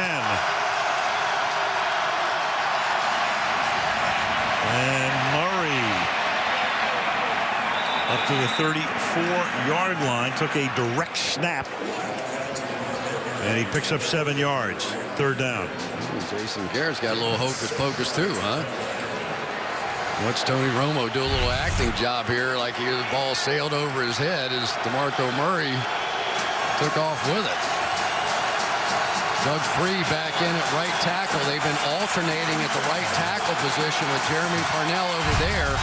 Big play here. They have to get a little momentum back. 3rd and 3. Sure smells like a blitz, doesn't it? Oh, yeah. Here it comes. Again, Romo finds the hot read, and that's Witten right over the middle. Out to the 43-yard line. Jones with a nice block. 2 minutes to go in the quarter. 1st down. Yeah, that was the conversation they were having on the sideline, basically saying, you know, Jason Witten, if you don't do this, if you don't get open for me against these blitzes one-on-one with these linebackers, we have no chance. They're sending one more guy than we can block. You have to win that battle. That time Witten did in a big play. Witten's caught 6 passes tonight, 6 of Romo's 11 completions. Felix Jones is the back. Stretch play to the left side for Jones, and around the corner he goes for 7 yards before he is run out of bounds by Williams. You know a guy whose name we barely mentioned tonight? Walt Anderson, who's the referee. There hasn't been a single flag tonight. And how about that? These are 2 of the more penalized teams, right? I mean, over the course of the year, and there's nothing better than when you don't have to hear it. When you don't know who the referee is, that's a good night. It's a great night. And a well-played game. Yep. There goes Des Bryant at the top. This time maybe a little safety help. Nope. He's going to get the one-on-one again. Through the middle on 2nd down and short goes Jones, and before he gets bunched up, that'll move the chains. You know, it's kind of interesting to see Felix Jones getting some carries. We saw him a little bit earlier this year. And Felix Jones, who's been such an explosive runner in the past, averaging a gain of 20 yards about once every 30 carries or so, has only had 1 all year this year. But he's gotten healthier because DeMarco Murray's come back, and he hasn't had to play as much. Final half minute of the quarter. Murray back in behind the fullback Vickers. To the outside. This is Vickers. And the fullback picks up 12 yards on that reception. And that's going to take us down to the end of the third quarter with the 12th and final playoff spot up for grabs. 15 minutes left in regulation. End of 3. Washington 14, Dallas 7. Sunday Night Football back after these messages. And tonight's aerial coverage is being brought to you by Geico. On this very chilly night in our nation's capital, Al Michaels, Chris Collinsworth, Michelle Tafoya, the final 15 minutes of the regular season, at least in regulation. Last 7 games, the Cowboys 108 points in the fourth quarter. Most by a team in a 7-game span of one season in the history of the NFL. So they have been red hot in the fourth quarter. They came from behind to beat Cleveland in overtime, came from behind to beat Cincinnati, came from behind to beat Pittsburgh in overtime. And then last week lost in overtime to New Orleans after a big comeback, and Murray takes the ball to the 30-yard line. Second and 5. Get those safeties coming down. Now you're going to have Des Bryant one-on-one situations on the outside. He has been such a second-half force here over the second half of the season. Just hard to believe he wouldn't get a few opportunities here coming off of play action, especially with the way they've been running the ball. Ball's been on him all night. He's caught 3 balls as Bryant for 54 yards. Second and 5. Romo rolling the other way, and that pass is incomplete, throwing it toward the line of scrimmage, knowing that nobody was open. It'll be 3rd down and 5. Yeah, I have to give credit to Richard Crawford here. They had a chance, but Crawford is going to take this to the outside. He gets around and is able to get to Dwayne Harris and break that up. Dwayne Harris actually had to sort of get back inside that inside block when he faded the other way. That allowed Crawford to get there. 3rd and 5 now. Bryant goes to the top of the screen. Cole shadows him. Romo out of the gun. Harris wide to the left. They just do get the snap off. And that pass is incomplete. And Hall looks around for an offensive pass interference call and gets none. It'll be 4th down. You have to give D'Angelo Hall credit. He has been winning this battle here since the very beginning of the game. There he is, and the referees are letting a lot of stuff go. A little physical out there. Both guys, I don't think anybody was initiating it. Had an opportunity, but that was huge. And now Jason Garrett's going to give Dan Bailey the opportunity he didn't get in the first half. Huh? This one from 48 yards to cut it to 4. And Dan Bailey bangs it through. Less than a minute into the fourth quarter. Washington 14, Dallas now 10. Sunday Night Football being brought to you by Verizon. Share the holidays with the Share Everything plan. By Nissan, innovation for today, innovation for tomorrow, innovation that excites. By J.P. Morgan Chase. By Miller Lite, it's not just a good time, it's Miller time. Oh yeah. Seeing these scenes both at the old RFK Stadium here all these many years. I was thinking the same thing, just driving in here tonight, and you looked around and it was the Redskins and the Cowboys and all the great memories over the years of the huge games that these two franchises have played, and now it's a running Hogs kind of Redskins team going against the flashy Tony Romo and the passing game on the other side. It was like old times. And especially in this particular scenario, as the teams meet twice a year, home and road obviously, and a win or go home scenario to end the 2012 NFL season.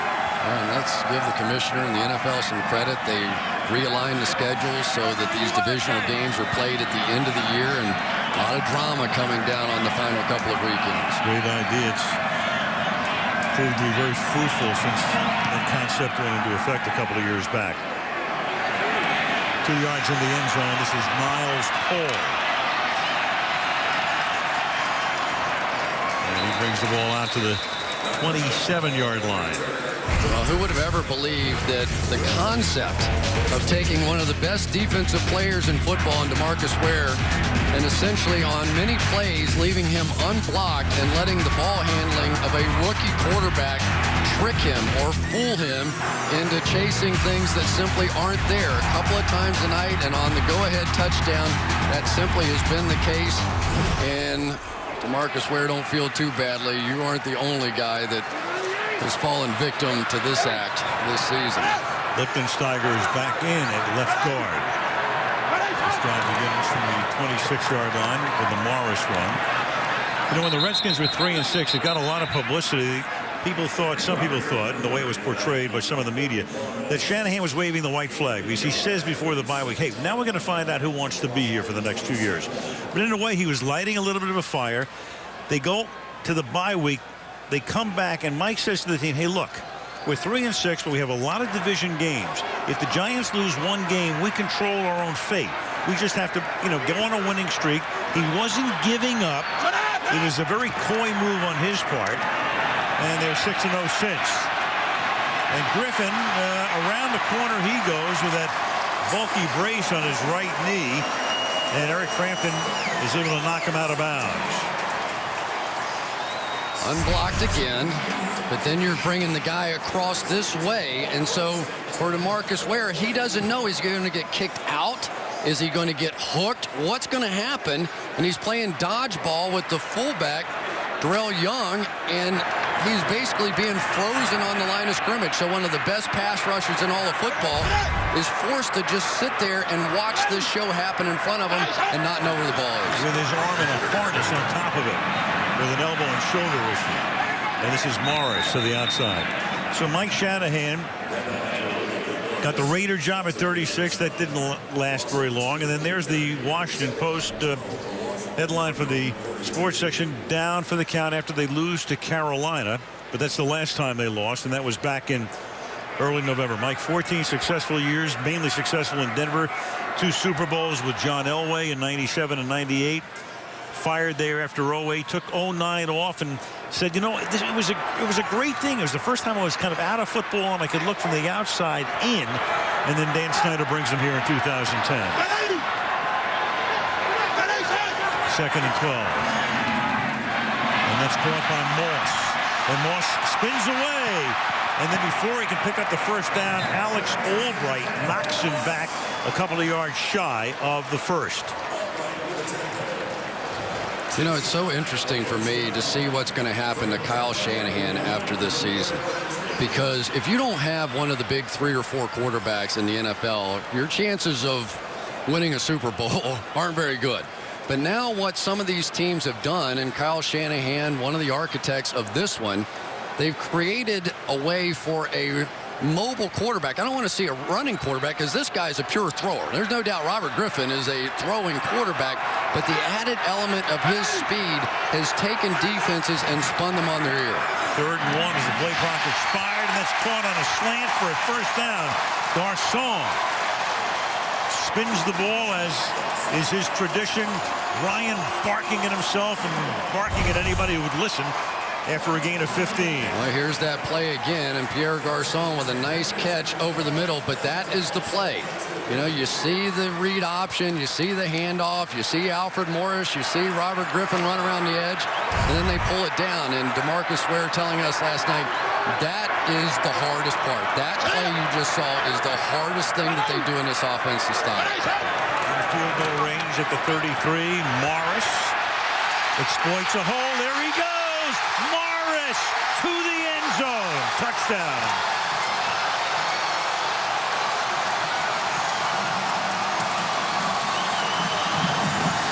Alfred Morris, 32 yards to pay dirt and 172 yards on the ground tonight. So many guys, but let's watch Chris Chester on the backside. Usually when you see a play like this, you get these big cutbacks, and defensively, occasionally when the play is away, you tend to relax. But the Washington Redskins are intense on the backside because they know that these are cutback plays, and Alfred Morris has put on a brilliant performance tonight. Forbath for the point after. 10 and a half left in the fourth quarter. And the Redskins with the biggest lead of the night, 11 points. Trying to get to the playoffs. Jillian returns to The Biggest Loser Challenge America. Premieres next Sunday, 9/8 Central here on NBC. Playoffs start next Saturday. Both games on NBC, 4:30 Eastern time. Cincinnati against Houston. Dan Hicks and Mike Mayock will be there. And then our crew goes to Green Bay, where the Packers meet the Minnesota Vikings. 6 days after that classic they played in the Metrodome today that put Minnesota into postseason play. And knocked Green Bay out of a position to get a bye. Fielded on the run here by Dwayne Harris. And he brings the ball out to the 32-yard line. And back we go to the 6th-round draft choice, Morris. Let's watch the two best players on the Dallas Cowboys defense. They're going to get after DeMarcus Ware on the front side, and on the back side, Anthony Spencer, who was banged up early, could not get there against Alfred Morris.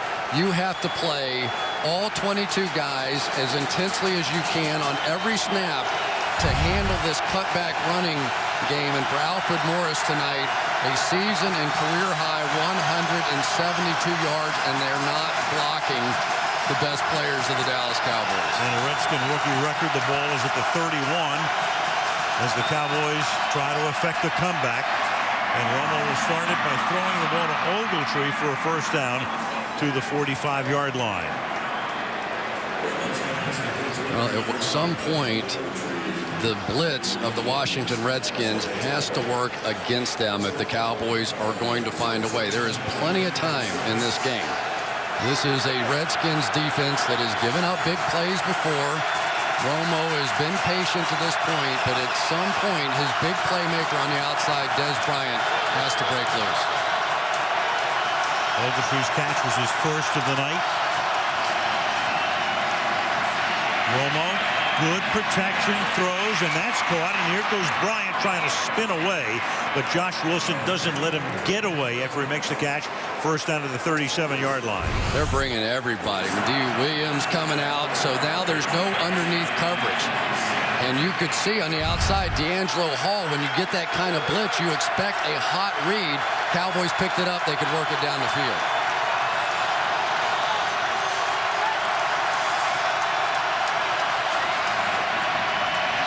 First down from the 37. Romo hit as he throws, and better served by it being incomplete anyway. Otherwise, it would have been a loss. And that was Josh Wilson coming in to make contact with Tony as he released 2nd and 10. Boy, Josh Wilson has been rushing more than some of the defensive linemen tonight.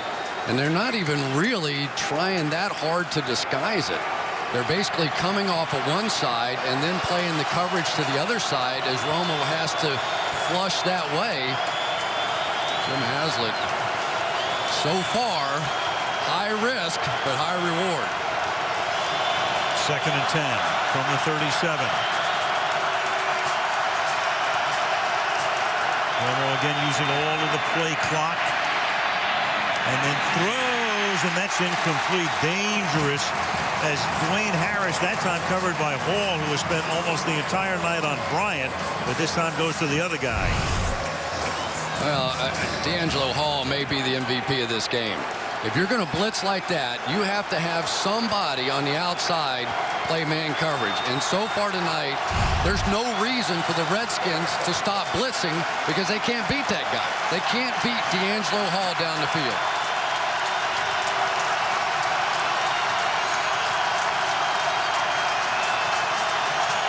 Third and 10.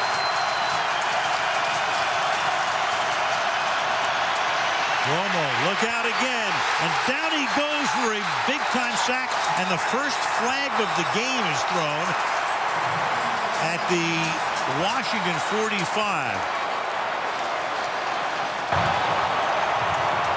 Holding, number 71, offense. Penalty is declined. 4th down. That's Nate Livings, and the end result after the penalty is declined is a 15-yard sack.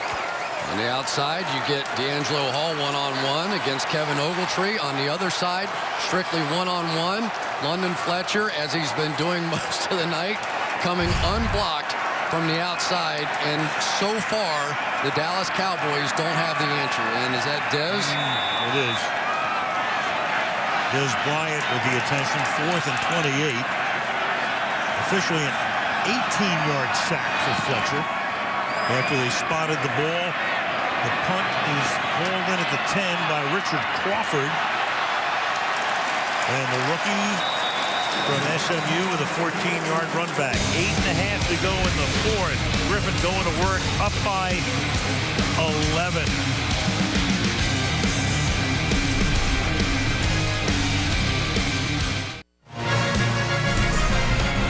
NFC East Championship, the 12th and final playoff spot at stake.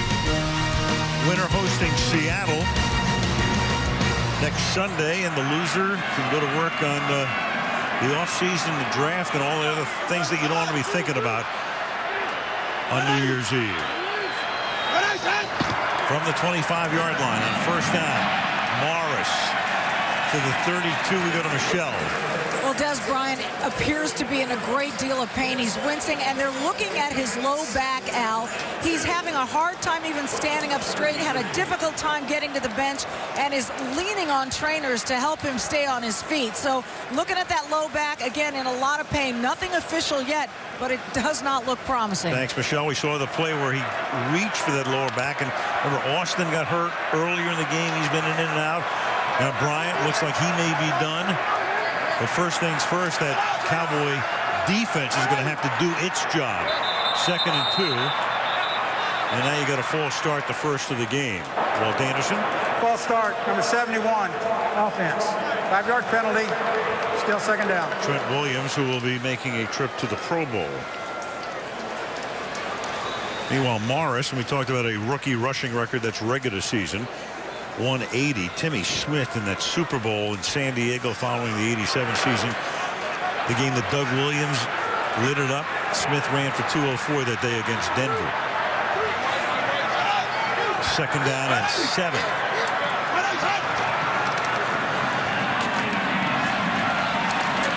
And again, Morris. You know, the thing about Morris, too, you think about when Shanahan came in, they needed a quarterback, so they made the deal with Philadelphia for Donovan McNabb. That didn't work out, and there goes Bryant back to the locker room. So an ugly scene for them. So Shanahan gets McNabb. That doesn't work out. Then last year he's got Rex Grossman and John Beck, and that doesn't work out. Now he has this guy, and of course this is working out. But when they traded McNabb to Minnesota, it was for a 6th-round draft choice. Turned out to be Morris. Such a deal. 3rd and 8. And going deep and incomplete on 3rd and 8, intended for Joshua Morgan. Covered there by Claiborne, and the Redskins will punt with 6:49 to go. And we have another flag here. Illegal formation, number 71, offense. Not on line of scrimmage. That penalty is declined. It's 4th down. It's Williams again. Well, let's give a little credit to this Cowboys defense. Obviously, they're decimated with injuries and playing very short-handed out here, and yet they've kept this thing competitive. And there is nobody on the outside guy.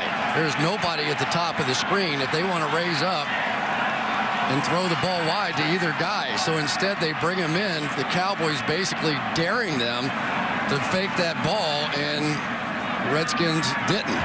Redskins just brought the gunners in to make sure with the punt block on that the kick can be gotten away. And Harris takes it the ball at the 29-yard line. And Harris down the sideline right in front of the Redskin bench, staying in bounds, and gets hog-tied out of bounds, and that'll be a flag by Rocca. So the punter is able to tackle him, but he's going to get flagged here, and that's going to move Dallas very deep into Washington territory. 43-yard kick and a 40-yard return plus the penalty coming up here. Personal foul, grabbing the face mask, number 6 of the kicking team. That's a 15-yard penalty. Be a 1st down. Timeout. So Harris gives him the spark, but they'll have to go to work without Bryant. And down by 11 with 6.5 to go. Down the stretch, there is Austin. He looks like he's done for the night. Bryant's back in the locker room. They are the 1 and 2 receivers. So now you got Harris, you have Ogletree, and Beasley, and of course you have Witten as the tight end. So the 3, 4, and 5 receivers are going to have to do the job. The ball starts at the 16-yard line. DeMarco Murray is the running back. And Murray takes the pass, slips, but regains his balance and gets to the 10-yard line. Interesting watching London Fletcher out on the field right now. This is a chess match. Jim Haslett has given London Fletcher carte blanche to change any call he makes in the game. All he has to do is feel it. Says he's the smartest player he's ever been around. He talks to him like a coach on the field, and right now Fletcher is running the show. 2nd and 4 as Romo slings into the outside and behind Beasley. That's not when they're going back shoulder, but incomplete. The line judge is right there. It looked for the moment as if Beasley had it. Couldn't hold on. Wilson covers on the play, and meanwhile Beasley comes back limping, and it's 3rd and 4. I tell you, this Josh Wilson has had a game too. This hit's going to knock the ball out. I think he catches it, but remember, you have to go to the ground, maintain possession, and Wilson able to knock that one out. Big interception earlier as well. Has been blitzing all night. Meanwhile, Austin has to come back in because Beasley got whacked, and he goes to the sideline and holds that right leg. Huge 3rd and 4 here. And Romo throws, and it's caught for a touchdown by Ogletree. Kevin Ogletree on a 3rd and 4 for the touchdown, and now the Cowboys will have to go for 2, down by 5 to try to make it a 3-point game. So for the first time all night, they win a one-on-one battle against the rookie Richard Crawford on the outside. And there's something about Kevin Ogletree when he plays on NBC. He comes up big, it seems like, every time we have him. He had a huge game on opening night against the Giants. Big night tonight for him. They have to go for 2. It does you no good to be down by. You might as well, what's the difference between 4 or 5 at that point? You got to score a touchdown. If you make the 2-pointer, obviously a field goal could tie the game. 5:50 remaining. The 2-point conversion here. The obvious answer is Jason Witten, but London Fletcher and the Redskins know that as well, so we'll see. Witten lines up on the left side. Austin and Ogletree at the top and Harris on the bottom. And Tony's going to take it under center. And then throw, and it is caught by Dwayne Harris for the 2-point conversion. Exactly what the Cowboys needed on that drive. Turned Crawford around. It's a 3-point game. Set up for a wild finish to the game and the season on Sunday night.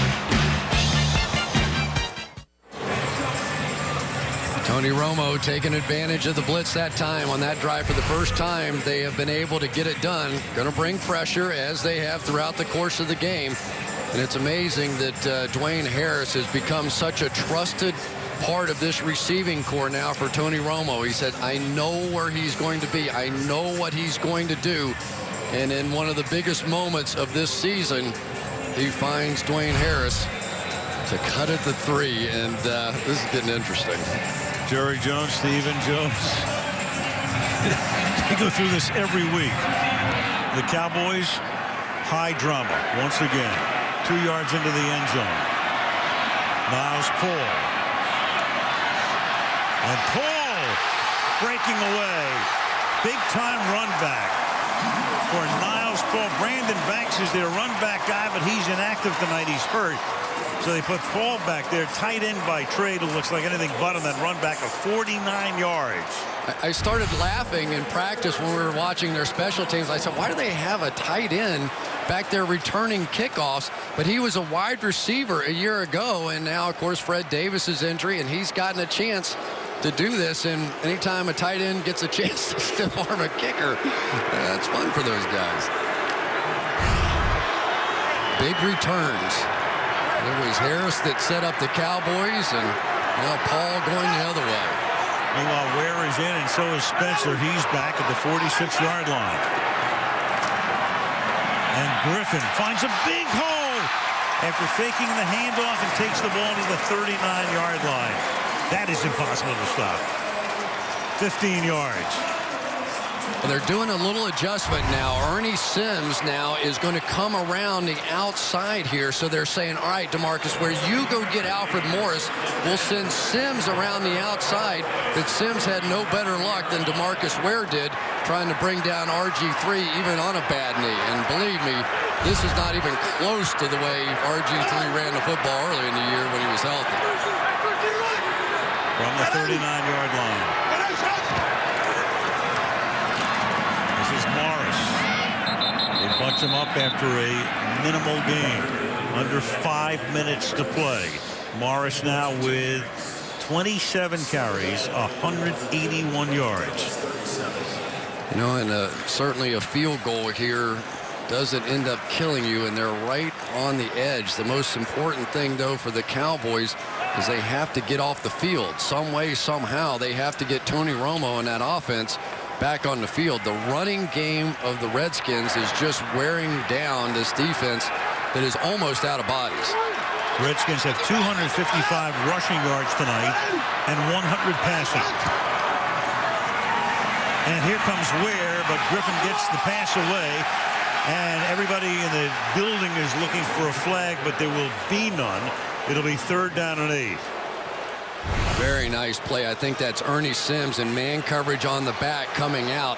Sims, the one thing that he is known for is the ability to run and cover, and that time his speed paid big dividends. I think that was the correct call as well.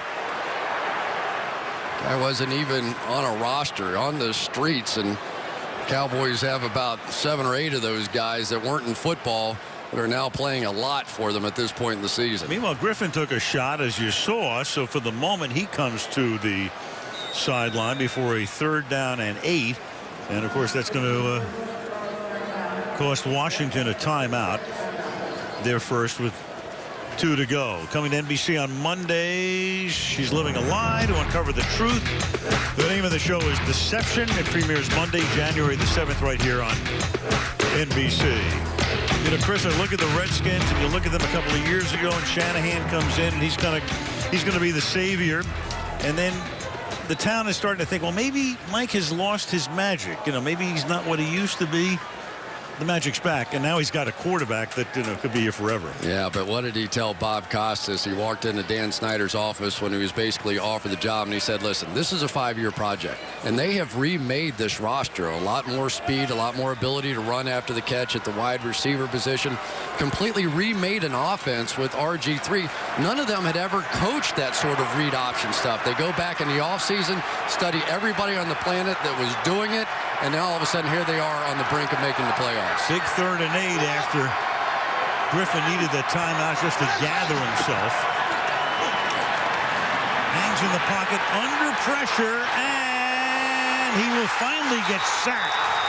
That bowling ball around, and Griffin is down, and Griffin is slow in getting up, and Griffin is still on the ground, and that's Anthony Spencer. So Griffin, who took that shot from Ware as he got the pass away on the prior play and needed the timeout, now needs assistance going to the bench.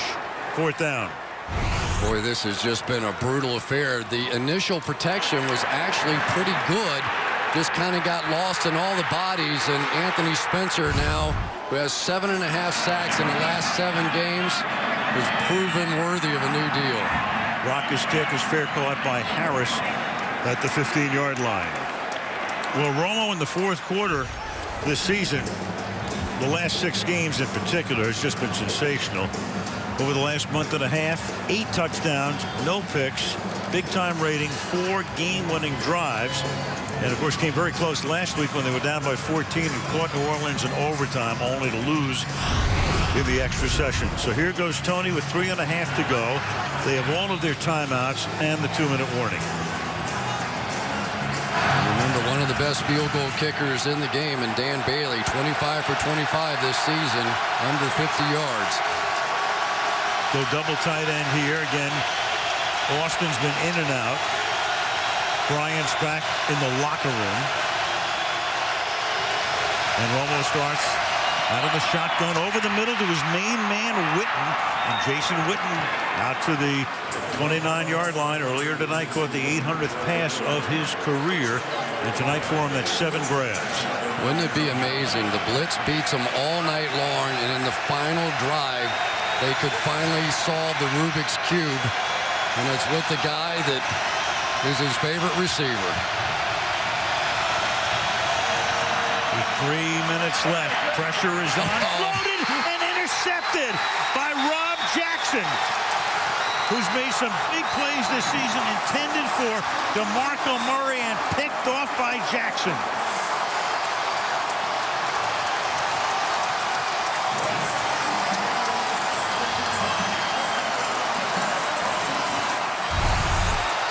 Tony Romo simply fooled. He thinks that Jackson is coming on the blitz. Perry Riley was in his face. He just got tricked. Jackson on the outside took 2 steps forward and then fell underneath that ball. And for Tony Romo, it's not over, but that's not good. Meanwhile, Griffin, who was shaken up, is back in. Tony just holding his head, and all he can hope for now is another shot after the defense at least holds him at worst to a field goal. And Dallas is going to have to take its timeouts on defense. But first things first, they're going to have to stop Morris, and they haven't been able to do that all night. He almost spun out of it for a first down and may have had it anyway.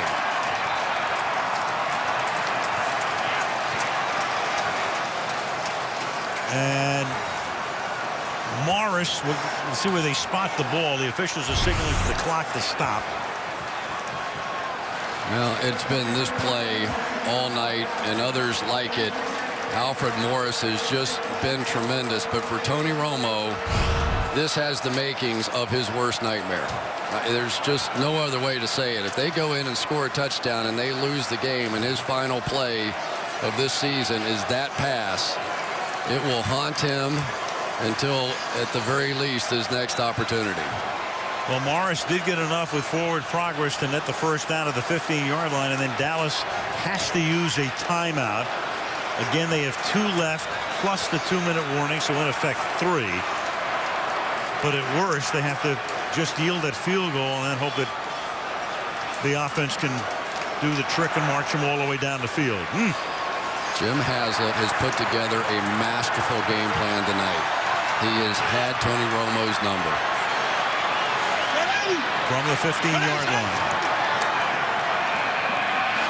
the rookie Morris, and Spencer is finally able to grab him and slow him down. Morris now with 194 yards. Timeout, Dallas. Well, here you go. It started horribly, and at least thus far looks like it may end horribly for Tony Romo. They tried the first one, and Ogletree obviously didn't see the hot read there. Okay, maybe. That time Jason Witten got crammed back into Romo. Short-armed the throw. Pick number 2. Pick number 3. No excuse there, other than he simply got fooled. And it was the pressure, as it's been all night long, from those 2 inside linebackers that distracted Romo just enough. He simply did not see Rob Jackson after that 2 steps forward, falling back underneath his running back. Here he sits next to the backup quarterback, Kyle Orton. It is 2nd down and 7. 2:45 remaining, 1 timeout, and the 2-minute warning. Now for the Cowboys, they almost have to begin to send the house here in the hopes of making some play. Here's Morris. And he'll get taken down, so it's going to be 3rd down and about 6. Dallas will take its final timeout. And here comes the ball game now on a 3rd and 7. If Washington can convert, they can take it all the way to the finish line. If not, settle for a field goal, and then Romo can go to work without a timeout. You know, here's the really interesting decision now. Do you put the ball in the hands of Robert Griffin III and give it a shot throwing the ball, or just rely on your defense? Alfred Morris obviously with an absolutely huge year this year. 3rd all-time for the rookies. And now they're probably going to spread it out a little bit and see if RG3 can do his magic. This is where you find out how much you trust your rookie quarterback. 3rd and 7, and they empty the backfield. For the first time tonight, they empty it. And the pass over the middle is incomplete. And a flag is thrown. Garcon, the intended receiver. Is it roughing the passer is the question. Hatcher came in. Foul, roughing the passer, number 97. Houston, contact to the quarterback's head. That's half the distance to the goal. First down. Hatcher. There he is right there. I don't think it's a late hit. I think it's a blow to the head. There it is. Oh, my goodness. And he's getting blocked underneath. So that's really sort of the impetus that put his hands down. I don't think he was trying to swat. And Daniel Snyder loving that one. And for Tony Romo, it just gets worse. So it's 1st and goal. They can run a play and get to the 2-minute warning and run a good portion of the clock on the next 2 plays, and then at worst kick a field goal and leave Dallas with just seconds. Meanwhile, you got a Washington timeout here. What a moment for that young man. You know, I mean, Robert Griffin III, can you imagine? As a rookie now, with all these hardened veterans, you're 3-6, you go on the bye, they come back and they take a vote, who's going to be our second half captain, and they say, we want the rookie. Every meeting, he's the first one there. He's the last one to leave the building. On the bus, he's the first one sitting in the first seat, giving a little fist pump to every single guy that comes on the bus. You ask any member of this football team who's the leader, they all point to the rookie. I don't know of another situation like that I've seen in the National Football League. One of the most electrifying rookies of all time in the NFL on every level as he hands the ball off here to Morris. And Morris will chug down to the 2-yard line. And then we will get to the 2-minute warning, and it will be 2nd down and goal. You know, the other part of this that we have to mention is that Kirk Cousins, the other rookie that they drafted, played a very significant role in this winning streak at the end. A big part of 2 games, one of which he started and threw for over 300 yards. So Mike Shanahan, who's been criticized in the past for personnel decisions, drafts 2 quarterbacks, comes up aces with both. And Bruce Allen, the general manager, as well, deserves a lot of credit. You get a guy in the 6th round by the name of Alfred Morris. 2nd and goal when we come back. Seattle, will they go to Washington or Dallas? Right now it looks like the nation's capital. Back in. Wendy's post-game report. End of the game, a shell down on the field. Bob, Tony, and Mike will break it down. And then a look ahead to Wild Card Saturday. Bengals at Texans, Vikings at Packers, both on NBC. Cowboy offense can just sit and hope right now. It is 2nd and goal from the 3-yard line. Morris with 197 yards. And there goes Morris to the 199 mark, and they'll run this clock all the way down right now. 3rd and goal.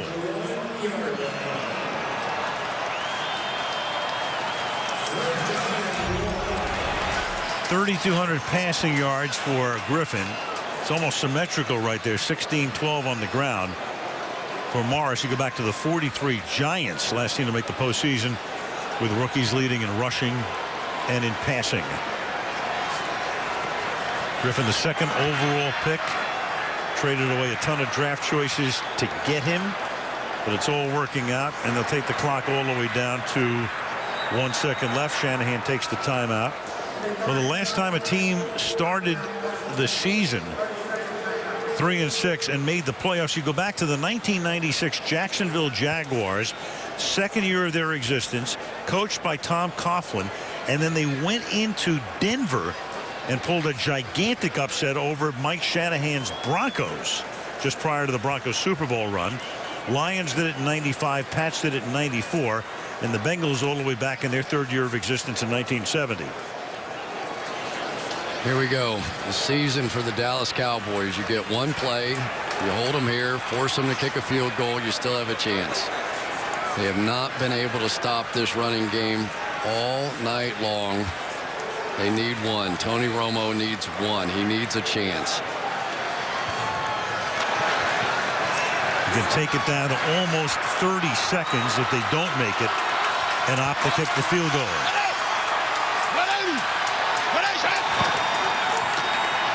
Morris, can he get in? And he does. Touchdown. So Morris cements it. The Redskins will go to the playoffs. Wait a minute. Wait a second. Did the ball come out? It did, and they're pointing towards the Dallas Cowboys here. That was the indication. There was a touchdown. There's the touchdown signal coming in from the line judge. He signaled touchdown. Of course, whether it's a turnover or a scoring play. The plane of the goal, part of the ball being loose, it's a touchdown. It's within 2 minutes. Of course, all scoring plays are going to get reviewed. No challenges or anything. This is going to be reviewed anyway. So does he get in with possession? Yes. He's there. Yep. So the ball came loose, but after he was in. And that yard before the ball comes loose, which results in a touchdown, which results in a 7th straight victory, which results in Washington's first postseason home game since '99, is the 200th yard of Morris's night. And remember, you don't have to cross over the line. You just have to get to the front millimeter of that line. Right. Any part of the ball touches the front edge of that line, and it is a touchdown. And Robert Griffin III is already a legend, and Alfred Morris is becoming one. Oh, man. And the legend of the Northwest, Russell Wilson, will meet the Beltway legend in the playoffs next Sunday.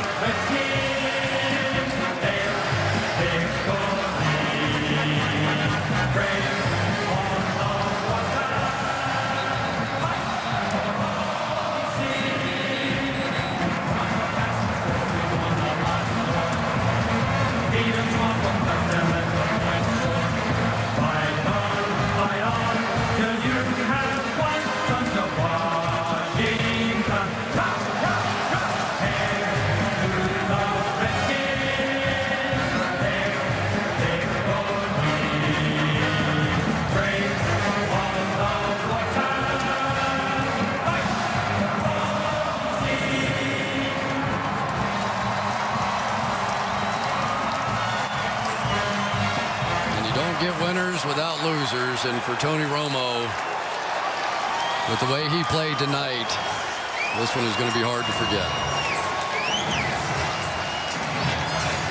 The blitz beat the Cowboys tonight. Bouncing ball. Harris fakes the handoff, fakes the throwback, and then takes it out to the 27-yard line. So down by 10, 62 seconds. Romo needs, if he can get the ball deep downfield, then they can kick a field goal and try an onside kick. And Dwayne Harris is down. So there goes the #1 receiver's back in the locker room. The 2 is in and out. And here's Harris, one of the other guys. And this is the way this season is going to come to an end for the Dallas Cowboys. Mercifully. Mercilessly, too. And to some extent, I'll tell you in a minute. All right.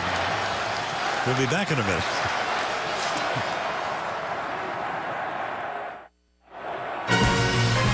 Wild Card Saturday coming your way this week. Cincinnati and Houston starts it.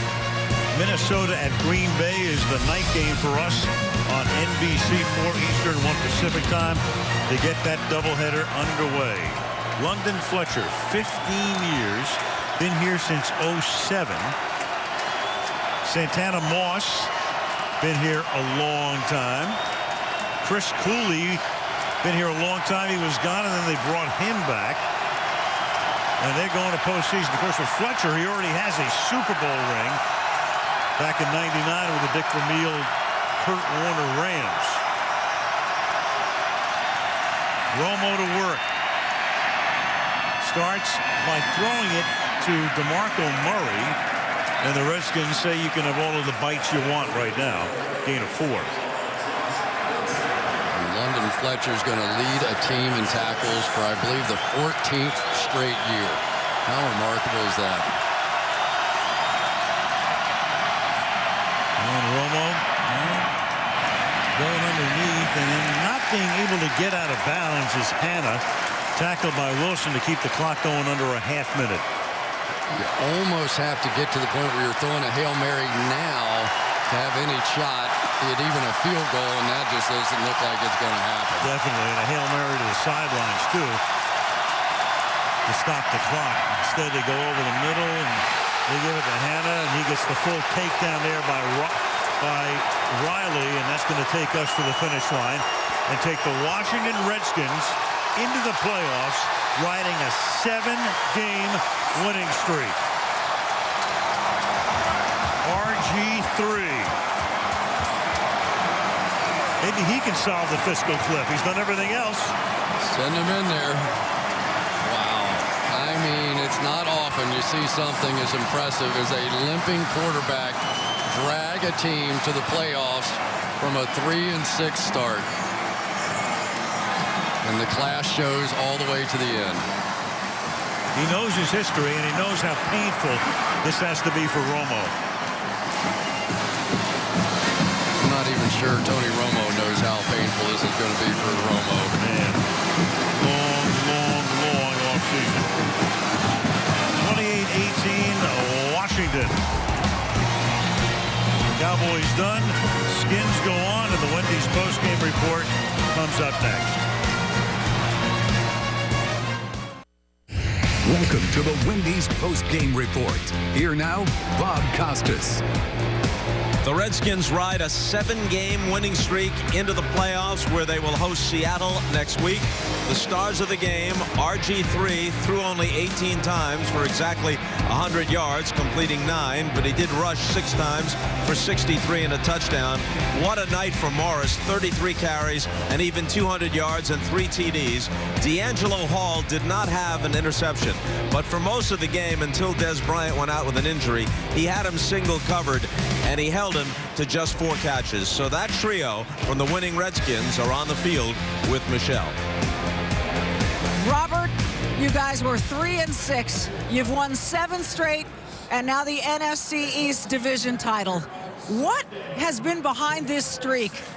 You know, it's just a mindset change. When you got guys like this guy right here, Pierre Garçon, D'Angelo Hall, all these guys coming to work every day, putting it on the line because we knew we couldn't afford to lose one game, and we made sure we didn't. On a night when you had 100 yards passing, this guy over here you alluded to, Alfred Morris, has 200 yards on the ground, 3 touchdowns. What does it mean to have a teammate who can pick up the load the way he did? I mean, it's awesome. If teams are going to try to take me away, he makes them pay every time, without a doubt, and it's only because of our offensive line, so I can't go without mentioning those guys. They fight and claw so that me and this guy can get all the glory.